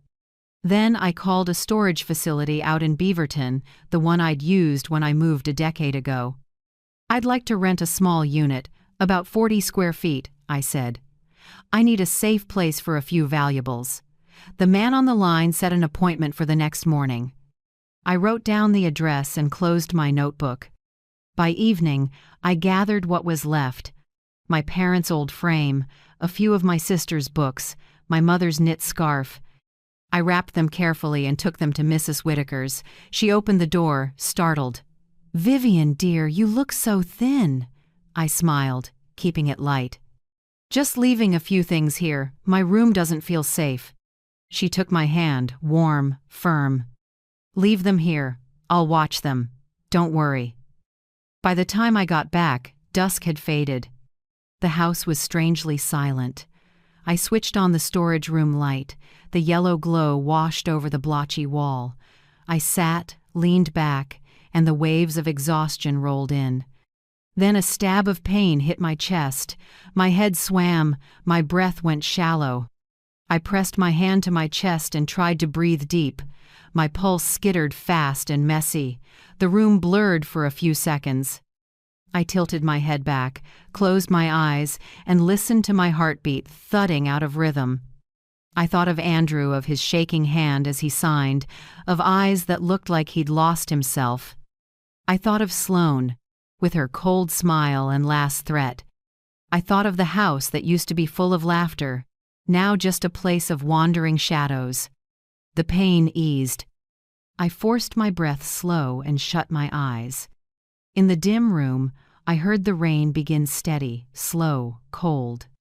It laid a dull film over everything, like a curtain hiding my loneliness. I whispered, barely a sound. Just get through tonight, and tomorrow everything will be different. But deep down, I knew tonight wasn't peace. It was only the quiet before another storm. I don't remember exactly when I passed out. I just know the rain was still falling off the eaves when I collapsed right at the storage room door. My chest cinched tight like a steel cable, my breaths grew short, and the new set of keys slipped from my hand. Something sounded far away, maybe Mrs. Whitaker shouting my name, then everything dropped into an icy void. When I opened my eyes, the white ceiling of Providence Hospital hung above me. The familiar smell of disinfectant made me shiver. A white coat leaned in. A gentle male voice said, "Mrs. Cole, you're awake. You had a stress-induced pre-heart attack event. Thankfully, your neighbor called an ambulance in time." I blinked and tried to speak, but my throat was dry and raw, an IV in my arm, the needle cold. The door eased open. A nurse came in, followed by Mrs. Whitaker, her eyes red. "Vivian, you scared me half to death." I knocked, and no one answered. Good thing I heard something fall inside. I managed a weak smile and squeezed her hand. "Thank you, you saved me again." Less than 6 hours later, news of my hospitalization reached my 2 kids far away. By afternoon, the door flew open and I heard the familiar footsteps. Hannah, my daughter, reached me first. Her brown hair was pulled back, her face thinner than the last time I saw her. Behind her was Lucas, my youngest, the one who calls me weekly but hadn't been home in 2 years. "Mom!" Hannah's voice broke as she hugged me. Lucas gripped my hand and leaned close. "The doctor said it was down to minutes. Do you know how scared I was?" I couldn't speak. I just laid my shaking hand over theirs, the warmth slowly easing my heart. The pain in my chest lingered, but inside, it felt like someone had just lifted a boulder. An hour later, the doctor returned, serious but compassionate. "You need complete rest and to avoid stress for at least 90 days. Your heart's more fragile than average. We'll prescribe blood pressure meds, a vasodilator, and recommend a therapist to help reduce stress." I nodded faintly, though all I could picture was the house, the place I knew I'd have to go back to, like it or not. After he left, Hannah pulled a chair close and stroked my hair the way I used to soothe her as a child. "Mom, come stay with me for a month. My place in Manhattan has a spare room, a housekeeper, and a private doctor. You need quiet." I smiled weakly. "Hannah, thank you, but I need to stand firm in my own home. If I leave now, they'll think I gave up. And I haven't, you understand?" Lucas perched on the bed's edge, fingers laced, eyes grave and sad. "I'll talk to Andrew, not to take sides, just so he understands how much you've endured." I nodded slightly, gaze far away. "Talk, but don't go in angry. He's fragile, Lucas. The storm already took a piece of him." Hannah bent and pressed her cheek to my hand. "Mom, I promise we won't leave you alone this time." I smiled, eyes stinging.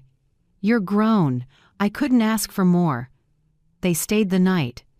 I heard Hannah whispering with a nurse in the hallway, and Lucas stretched out on the window bench. Each time I cracked my eyes open and saw the dim light on their faces. Time rolled backward. The 3 kids who once fought over the back seat on road trips were now grown, each with a life of their own. Together again only because their mother had fallen. The next morning, the doctor brought forms for new medical power of attorney. "In any emergency, who do you want making decisions for you?" I looked at Hannah and Lucas. Both of them. "What about your eldest son, Andrew?" I shook my head, calm. "I want everything separated from him for now. I need peace." The doctor nodded. Understood. All that day, Andrew never showed. No call, no text. I wasn't surprised. Sloan likely had him wrapped tight in sweet lies. That afternoon, Hannah set lavender by the bed. The soft scent eased my head. "Mom, anything you need, just say it," she whispered. I gave a thin smile. "Just seeing you safe is enough for me." 3 days later, I was discharged. Hannah and Lucas grabbed the bags, while I walked slowly, one hand on my chest, my pulse still jumpy. Outside, the world had cleared after the rain. Sunlight filtered through the trees, lighting their hair as they leaned into the wind. Pride and sorrow rose together and caught in my throat. On the drive home, Lucas took the wheel and Hannah sat up front. They chatted softly so I wouldn't have to think. I watched the trees slide by. It was so calm it made me nervous. Calm is often the sign the waves are coming. When we turned onto my street, my heart sped up. The white gate stood wide open. The front yard was strangely bare. The bench, where I used to read the paper, gone. The small wooden sign etched "Cole Home," since 1993, gone. I stepped out, the smell of wet wood and cold earth hitting me. The yard was spotless, none of my things remained. No planters, no flower pots, no doormat. Even the mums I'd planted in early fall were gone, just streaks of mud and fresh tire tracks. Hannah's mouth fell open. "Mom, where is everything?" I didn't answer. I walked slowly toward the door, each step heavier than the last. The storage room lock had been changed. The curtain inside twitched like someone had just pulled it shut. I stopped, breath caught in my throat. The doctor's words rang in my head: cut sources of stress for 90 days. But how does any mother stay calm when the home she sweated to build is being stripped layer by layer, breath by breath? Lucas moved ahead and tightened his hand on my shoulder. "Mom, let me go in first." I nodded slightly and watched. My tall son crossed the threshold, his eyes bright in the afternoon light, reflecting the anger he was trying to hold back. Hannah squeezed my hand, voice shaking. "Mom, you have to be strong. Please." I stood still. Inside me, everything condensed into one quiet question. People can take all the things. Can they take the will of a mother who has almost lost it all? The answer arrived with the last breath of daylight. No, they can't. I was still standing. I still had a heart, a mind, evidence, and my 2 true children at my side. In the pale sun, I looked at the empty house and heard the wind through the trees whisper, "Stand tall, Vivian." Storms drop leaves. They don't uproot. 2 days after I left the hospital, on a damp, cold morning, my phone rang. A familiar woman's voice, hesitant, trembling as if she were holding something back, said, "Miss Vivian, it's Elise Mercer, Sloane's mother. We need to talk. Once." Just us. I froze for a beat. Elise, the woman who met my eyes with arrogance at that family dinner, now sounded urgent. I hesitated a few seconds, then answered, "I'm listening." "Not on the phone. I'll text the address of a coffee shop 10 minutes from your house.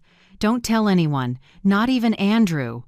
Her voice shook so unlike her usual chill. I agreed, partly out of curiosity, partly because my gut said this mattered. The cafe, Maple and Steam, sat on a small street lined with blazing golden maples. I arrived 10 minutes early. Elise was already there, no makeup, no jewelry, hair pulled back, gray sweater that made her look worn. When I pulled out a chair, she just nodded, no greeting. No small talk. In front of her lay a light brown envelope, thick, one corner creased. She slid it to me, eyes turned away. "I don't know where to start," she said softly. "But some things, if I don't say them, I won't sleep." I looked at the envelope. My fingers brushed the seal. It felt hot. "About Sloane?" I asked. Elise nodded, head dipping. "Yes. About everything she's done and what she can't do." I opened the envelope. Inside, medical records, credit card statements, screenshots of texts. The pages bore the logo of a fertility clinic in California. I flipped. Failed IVF cycle, November 2019. Then, patient cannot conceive naturally. Alternative treatment recommended. I looked up. Elise clutched her cup so hard her nails dug into her palm. "She can't have children," she said quietly. "We've known for 4 years. Sloane hid it from everyone, including Andrew. When I asked why she wouldn't tell the truth, she just smiled and said, 'Because if I tell the truth, no one stays.'" I went still. Each word hit my chest like a blow. She handed over more screenshots, including, "I'll say I'm 3 months pregnant. Easy, just buy a fake positive test online. After a few months, I'll miscarry. Who's going to verify? You act shocked. People will pity us. Then we'll have the house." My hands trembled. My coffee had gone cold. I stared at Elise, speechless. She pulled a tissue and wiped her tears. "I know you think I'm as awful as she is." But I can't keep quiet. Sloan is addicted to shopping, owes more than $42,000 on credit cards. Gregory and I have paid it 4 times, and she keeps going. Gregory doesn't know this. If he found out, it would crush him. He thinks she's perfect. She exhaled, fingers knotted tight. I was proud of her once. Now I'm afraid. She can't tell what's real anymore. She's dragging too many people down with her, including your son. I set the envelope down, my voice low but firm. Why tell me? You could have stayed silent and I'd never know. Elise lifted her red eyes. Because I can't watch her destroy other people's lives. I've stood by too long. I owe you and I owe my daughter the truth. We sat in. Silence for minutes. The room's sounds faded until there was only the clink of a spoon in porcelain and 2 heavy breaths from 2 women betrayed, one by her daughter-in-law, one by her own child. Right then, Hannah walked in. I'd asked her to come, just told her I needed a witness. She reached the table quickly and shook Elise's hand. Without much explanation, I slid the envelope to my daughter. Hannah took out her phone and photographed every page, every screenshot. Mrs. Elise, thank you, Hannah said softly. We'll send this to Mr. Patel right away. He'll know how to protect my mom. Elise nodded, voice tight. I don't want a lawsuit, I just want it to stop. If Sloan keeps going, she'll lose everything. I let out a small breath. Inside me, feelings tangled, anger, pity, and a strange hollow. This wasn't victory. It was release from an illusion. All the times I'd ask myself, am I being too harsh? Is Sloan really pregnant? They evaporated like fog in sunlight. Hannah put her phone away and squeezed my hand. Mom, let's go. I stood and looked at Elise one last time. Thank you. I know this wasn't easy. She nodded, tears sliding down. No, Vivian, thank you. At least now someone knows I still have a conscience. On the way home, Portland wind slid along the windows, carrying the damp smell of early rain. Hannah drove in silence, eyes straight ahead, while I sat holding the envelope.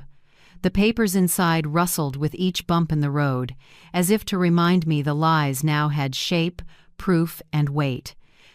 I pulled out my phone and typed quickly to Mr. Patel. Now have medical and financial evidence of Sloan's fraud. Sending supplementary file. The message sent.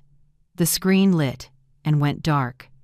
Outside, the trees along the road were changing color. Fall in Portland is always like this, beautiful and sad, beauty that shows up only after something is lost. Hannah glanced over and asked softly, Mom, do you feel lighter? I gave a thin smile. Not lighter, clearer. Light is when it's over. This is just the start. I opened my contacts and found my eldest. My finger hovered over Andrew Cole for a few seconds. A lump rose in my throat. He was still my son, the boy who once tore around the yard on a red bike. Now he lived inside a trap he couldn't see. I texted, Tonight. Come see me. Alone. No one else. I set the phone down, closed my eyes and leaned back.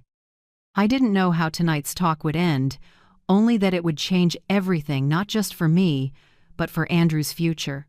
Outside, the gray sky sank low with clouds, another rain coming. I shut my eyes, breathed deep, and felt my heartbeat slow, not from fear, but from readiness. At last, after all these years of endurance, the truth had opened its own envelope. And this time, I was ready to face it, not the pain, but the consequences of patience I'd held too long. That night, Portland sank into fog so thick the streetlights looked melted into the air. I sat in the living room, a small lamp pooled light on the oak table. In front of me, the file Elise gave me, clipped neatly inside a manila envelope. Everything was ready. Around 8 p.m., 3 slow, heavy knocks sounded at the door. I stood, heart pounding, and opened it. Andrew stood there, gaunt, slumped shoulders, gray face. His suit rumpled, deep shadows under his eyes, like he hadn't slept in days. Mom. His voice was hoarse, like a man who'd lost his bearings. I said nothing, just opened the door wider. Inside, Hannah and Lucas sat on the sofa, silent. On the table, the file lay like an unexploded bomb. Andrew came in, glanced around, paused when he saw his siblings. I gestured. "Sit!" He sat, fingers knotted, eyes avoiding mine. I slid the envelope toward him. "Read," I said, low and clear. He hesitated, opened it, and pulled out the pages. I watched his face eyes moving slowly, then stopping. His hands trembled, his lips tightened. A minute later he whispered, almost to himself, "No way." "No." Sloane said, "It can't."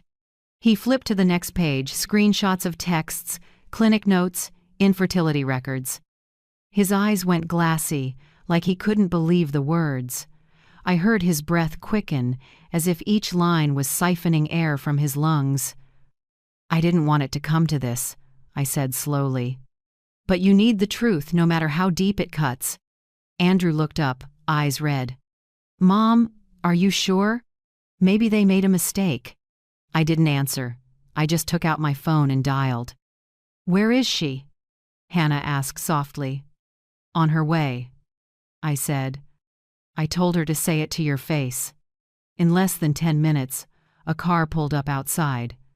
Sloane came in long coat, pale face. She froze when she saw Hannah and Lucas, a flash of caution in her eyes. "What is this? A family tribunal?" I didn't bite. I pointed to the chair opposite. "Sit, Sloane. You have a lot to explain." She sat, arms crossed. "If this is about the lease, I've got nothing else to say." I pushed the file toward her. "Not the lease, the truth." She looked down, read the first lines, then looked up, her lips twitching. "Where did you get this?" "From your mother," I said. She couldn't keep the secret anymore. Silence. The room seemed to lock in place. Andrew stared at his wife. "Is it true?" he asked, voice rough. Sloane pressed her lips together and turned away. "It's nobody's business. I just didn't want to lose you, Andrew. If you knew I couldn't have a baby, you'd leave. I was trying to save our marriage." Hannah slapped the table. "Save it by faking a pregnancy and planning a miscarriage?" Sloane snapped back at her. "You don't get it. He promised the house would be his when his mother died. I just wanted to secure our future. This is all because of him." Andrew reeled as if struck. He stood, hands to his head, stumbling back. "Because of me? Because of me you lied to my family? Sold my mother's things? Took money from her account?" Sloane screamed, "You promised, Andrew. You said, 'Mom won't live forever. It'll all be ours.' I just made that promise come true sooner." The sound shattered like glass. The room went deathly still. My heart thudded heavy, but my voice came out startlingly calm. "Happiness built on lies is a sandcastle, Sloane. The first wave just hit." She gave a harsh laugh, stood, voice cracking through tears. "You win, Vivian. You've always wanted to see me fall. Congratulations." She slammed the door so hard the painting on the wall tilted. When the door closed, Andrew collapsed to the floor, face in his hands. The sob that tore out wasn't a grown man's. It was a lost child's. I went to him, sat beside him, and held him just like all those times he skinned his knees and I ran to wipe them clean. "Son," I said softly, "sometimes losing the wrong person is a blessing, better than keeping someone who makes you lose yourself." He didn't answer. He just cried quietly, head on my shoulder. Hannah and Lucas stood close, pained but relieved. This hurt, though deep, was the first step toward healing. After nearly half an hour, Andrew looked up, eyes drenched but clearer than I'd seen in years. "Mom, I'm going to divorce her." I squeezed his hand and nodded. "Good, do it right. I'll ask Patel. And I'm moving out. I can't stay in this house." "Where will you go for now?" Lucas asked. I found a small studio near work. I just need a few days to sort things out." In his voice I heard something I hadn't in a long time: resolve. 2 days later, Mr. Patel came to the house with new files. He sat right at the dining table, the place that used to be a battlefield at dinner, now a temporary office. "I've received the info from Hannah," he said. "I'll file for compensation for the family heirlooms that were sold, and also seek damages for emotional distress caused by fraud, misappropriation, and fabricating a pregnancy." Andrew sat beside him and nodded. "I agree. I want to take responsibility. I've also canceled the authorized user card and locked every linked account. She won't touch another dollar." Mr. Patel took careful notes, then looked up at me. "Miss Vivian, I have to be honest, few people your age keep their composure like this. This truth could collapse a lot of people." I gave a thin smile. "Collapse is their problem, not mine. I'm just choosing to stand." That night the house was still. Andrew had moved most of his things out, leaving only the old watch his father once gave him. When he headed to the car, I stood at the door and looked at my son one more time. "Mom," he said, "I'm sorry." I shook my head. "No, Andrew, you did the right thing. Don't let someone else's mistakes bury you." He lowered his head. The streetlight washed over his gaunt face. I watched until his taillights disappeared around the bend. In my chest, a wound tore a little wider, but strangely, I felt lighter, as if this pain was necessary to rinse away years of self-deception. I went back inside and ran my hand over the tabletop. This place had been the eye of the storm of lies. Now only the warmth of truth remained, bitter, but true. And sometimes, that's enough to begin again. I once thought every storm would eventually pass, but with Sloane, it only changed direction, it never stopped. Less than a month after Andrew filed for divorce and Patel submitted the compensation claim, she struck back. On an early winter morning, Patel called, his voice calm with a faint chuckle. "Miss Vivian, Sloane has filed a countersuit. She's accusing Andrew of emotional abuse and demanding $120,000. I closed my eyes and took a long breath. Not surprised, just tired. I know. Sloane's kind, when truth slips from their hands, they invent a new story to keep going. Patel told me to come to the office the next morning. When I arrived, he had all the evidence spread out. Bank statements, photos of antique listings, the audio file about the planned miscarriage, and a printed set of texts Hannah had collected. "I've submitted these to the court before they review the countersuit," Patel said. "Now we just wait for the hearing." On the court day, Portland drizzled. The courtroom was small, but the air was heavy like a ceremony of judgment. Sloane sat across from us, pale, dark circles under her eyes, still trying to look composed. Next to her was a young, confident attorney flipping through files. Andrew sat at the defendant's bench, quiet, hands clasped. I sat behind him, between Hannah and Lucas. It felt like the three of us were walking a battlefield without needing to say a word. Sloane began her testimony. Her voice shook, mixing anger with fragility. He, Andrew Cole, drove me into a mental crisis for months. He controlled the finances, humiliated me, and, together with his mother, pressured me to leave the house. I looked at the judge, a woman in her 60s with a firm but fair gaze. She nodded once and signaled to Mr. Patel. Patel stood, his voice low, each word landing like a tap of a gavel. "Your Honor, I'd like to present rebuttal evidence. These are account statements showing $86,400 withdrawn without authorization over 8 months. These are antique sale listings and a walnut chair ad that match property belonging to the plaintiff, Vivian Cole, mother of the defendant. And this is an audio recording in which Miss Sloane Mercer admits faking a pregnancy and planning a miscarriage to gain her husband's trust and access the Cole family's assets." The room fell utterly silent. I heard a pen clatter from the clerk's desk. Sloane dropped her gaze, lips pressed tight, eyes glaring at Patel. The judge adjusted her glasses and opened the file. Miss Mercer, do you deny this evidence? Sloane stammered. I was set up. My mother hates me. It's all fabricated. Right then. The courtroom door opened. Elise walked in, haggard, a large envelope in hand. She stepped to the witness stand, voice trembling but steady. I am Sloane Mercer's mother. I will testify that everything Mr. Patel said is true. My daughter lied about being pregnant, spent excessively, and deceived both our family and the Cole family. Sloane spun around. Mom, how could you? Elise cut her off. Because you don't know where to stop, because I've helped you lie too many times.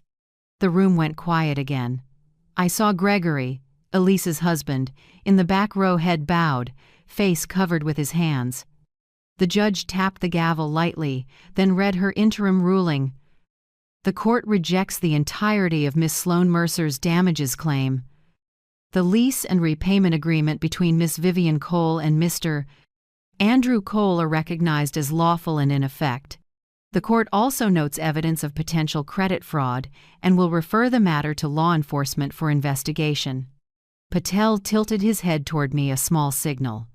It's done.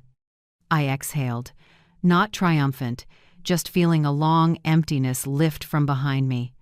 A week later, the Portland paper ran a short piece.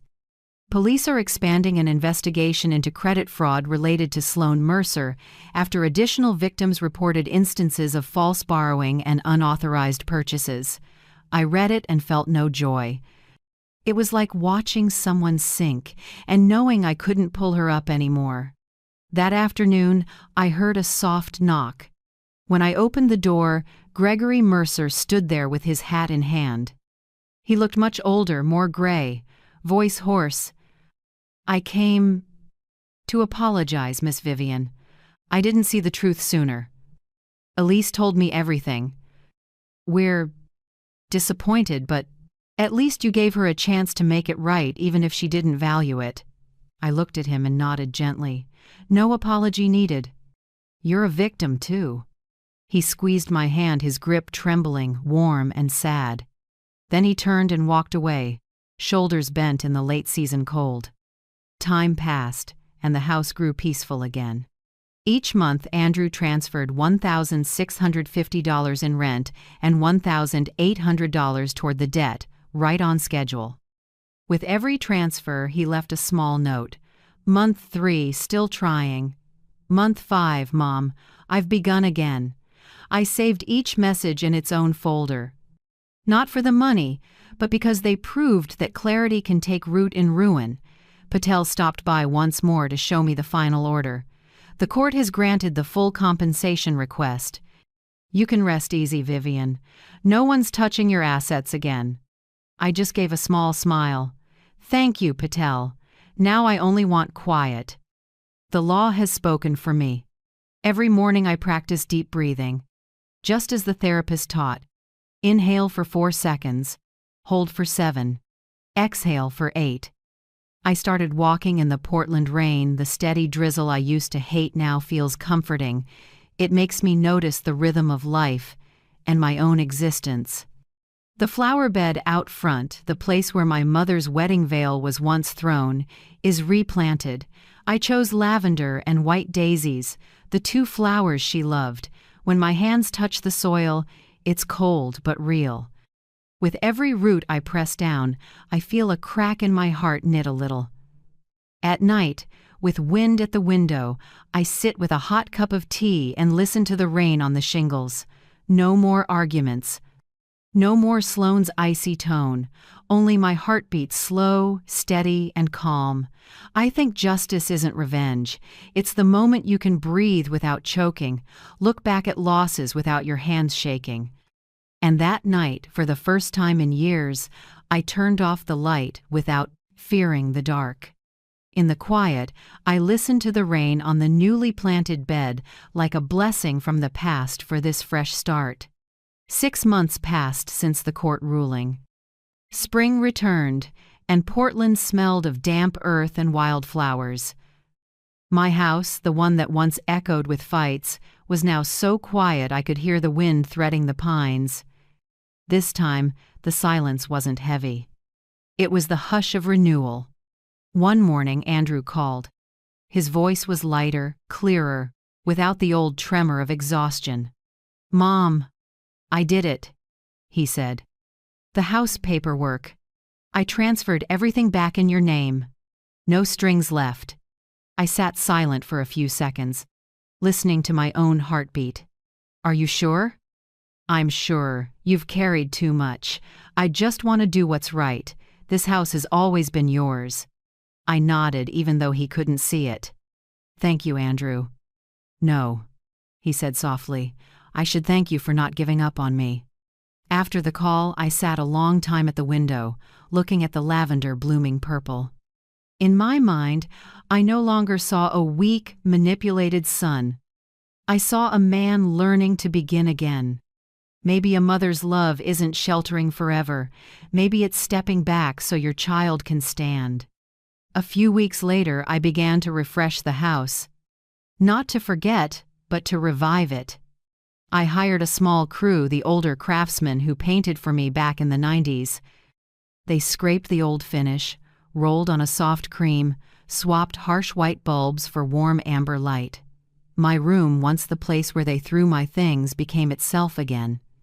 I hung the family photos that survived, the 3 kids laughing by Mirror Lake in 2003, the dark wood frame polished bright by Lucas. One afternoon, Hannah brought a big box. Inside was a brand new rocking chair, walnut, glossy, with a pale floral seat. "You said you missed Grandpa's old chair." Hannah smiled. "I couldn't find it, so I got this. Maybe it'll become Grandma Vivian's chair in our memories." I sat. It creaked softly, gentle and unbelievably soothing. I closed my eyes and almost heard my father's laugh, my mother's hum on the porch. Lucas carefully restored my parents' wedding photo frame, the one shattered into pieces when Sloane stomped it. He picked up each shard, reassembled it, then sealed it with a protective coat. "Look, Mom," he said, "sometimes what's been broken is more valuable because it's been held together with love." I stared at the photo as tears slid before I could stop them. The fine cracks remained, but my parents' eyes shone, as if they were smiling at me. That evening we rehung the wooden sign on the porch.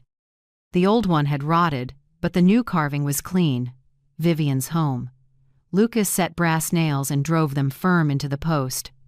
The final strike rang out clear and sure, like a declaration. This place, at last, belonged to its rightful owner again. Andrew started individual therapy. He told me one afternoon on our walk, "They're helping me spot signs of manipulation. I can say no now, Mom." I smiled lightly. "Now you have your own boundaries, and I'm learning to protect them," he said. "Not just with other people, also with myself." I looked at my son, feeling love, pride, and a small ache like watching someone stand up after a fall, scarred but looking forward. One Sunday afternoon, I invited Mrs. Whitaker for tea. The woman who called 911 and saved me that day still looked small, but her eyes were kind. "Vivian, you look much better," she said with a gentle smile. "I owe you more than thanks," I replied. "If you hadn't made that call." She set her hand on mine. Now. "We just did what people should do. You living well, that's what makes me happy." We sat on the porch, wind carrying pine and damp earth. 2 women, 2 cups of tea, 2 shaken lives now peacefully steady. Sunday night, my 3 kids had dinner with me. I made chicken soup like my mother used to, with a sprinkle of black pepper, the aroma filling the kitchen. After we ate, Hannah brought out my sister's poetry, the sister who left just before all this started. We read the lines she once wrote. "Home is not a shelter, but the place we dare to return after every break." No one spoke, but we all understood. My sister had been right. Your home is truly yours only when you're strong enough to stand in it without fear. That night, under a small lamp at my wooden desk, I rewrote my will. I divided things fairly. A portion for each child, with clear conditions. Whoever keeps respect and boundaries keeps their share. No one is allowed to manipulate, lie, or hijack love for money. I also set aside a small fund for a center that helps victims of family fraud and financial coercion. I know there are many like me, older people turned into tools for someone's greed. If my story can help someone speak up, then maybe what I went through wasn't wasted. When I finished, I folded the paper and placed it in my mother's wooden box, alongside her old wedding ring and a family photo. It wasn't just a will, it was my last message to the people I love. Night fell. I went back to my room warm and golden, the window open to the scent of pine and spring rain. The rocking chair creaked softly, rain ticked on the porch. I laid my hand on my parents' wedding photo, the lamp reflecting on their faces as if they were looking at me, satisfied. I closed my eyes. No more fear at the sound of a door. No more flinching at the wind. Everything was in place, finally. In that moment, I knew justice, kindness, and respect are the three pillars of this roof. It took me almost a lifetime to learn how to guard them, but in the end, I did. And for the first time in years, I slept well in my own room, with the smell of damp pine wrapped in a peace no one could take. A year after I saw my belongings scattered across the grass, I stood before the old flower bed, the one once smeared with mud and tears, watering each lavender root with a gentle hand. The scent lifted into the damp air, soft as a blessing. I leaned down and whispered, "It's done." Not a victory cry, but a closing line. A long year of loss and healing. The final word on Sloane came in early spring. The court gave her a suspended sentence along with a restraining order to keep away from me and restitution for other victims she'd borrowed from under false pretenses. I felt no glee, no bitterness, only a hollow quiet like watching a storm drift off, leaving long streaks on the glass. Andrew finished paying off everything he owed me 6 months ahead of schedule. He didn't say much, just sent the money, until the last note popped up. Month 18 complete. Thank you, Mom. I read it and smiled. A sincere apology doesn't need words, only action. And Andrew did that. That afternoon, the whole family gathered in the living room to set up a small memorial for my sister. Hannah lit candles, Lucas set the frame, and Andrew brought white daisies.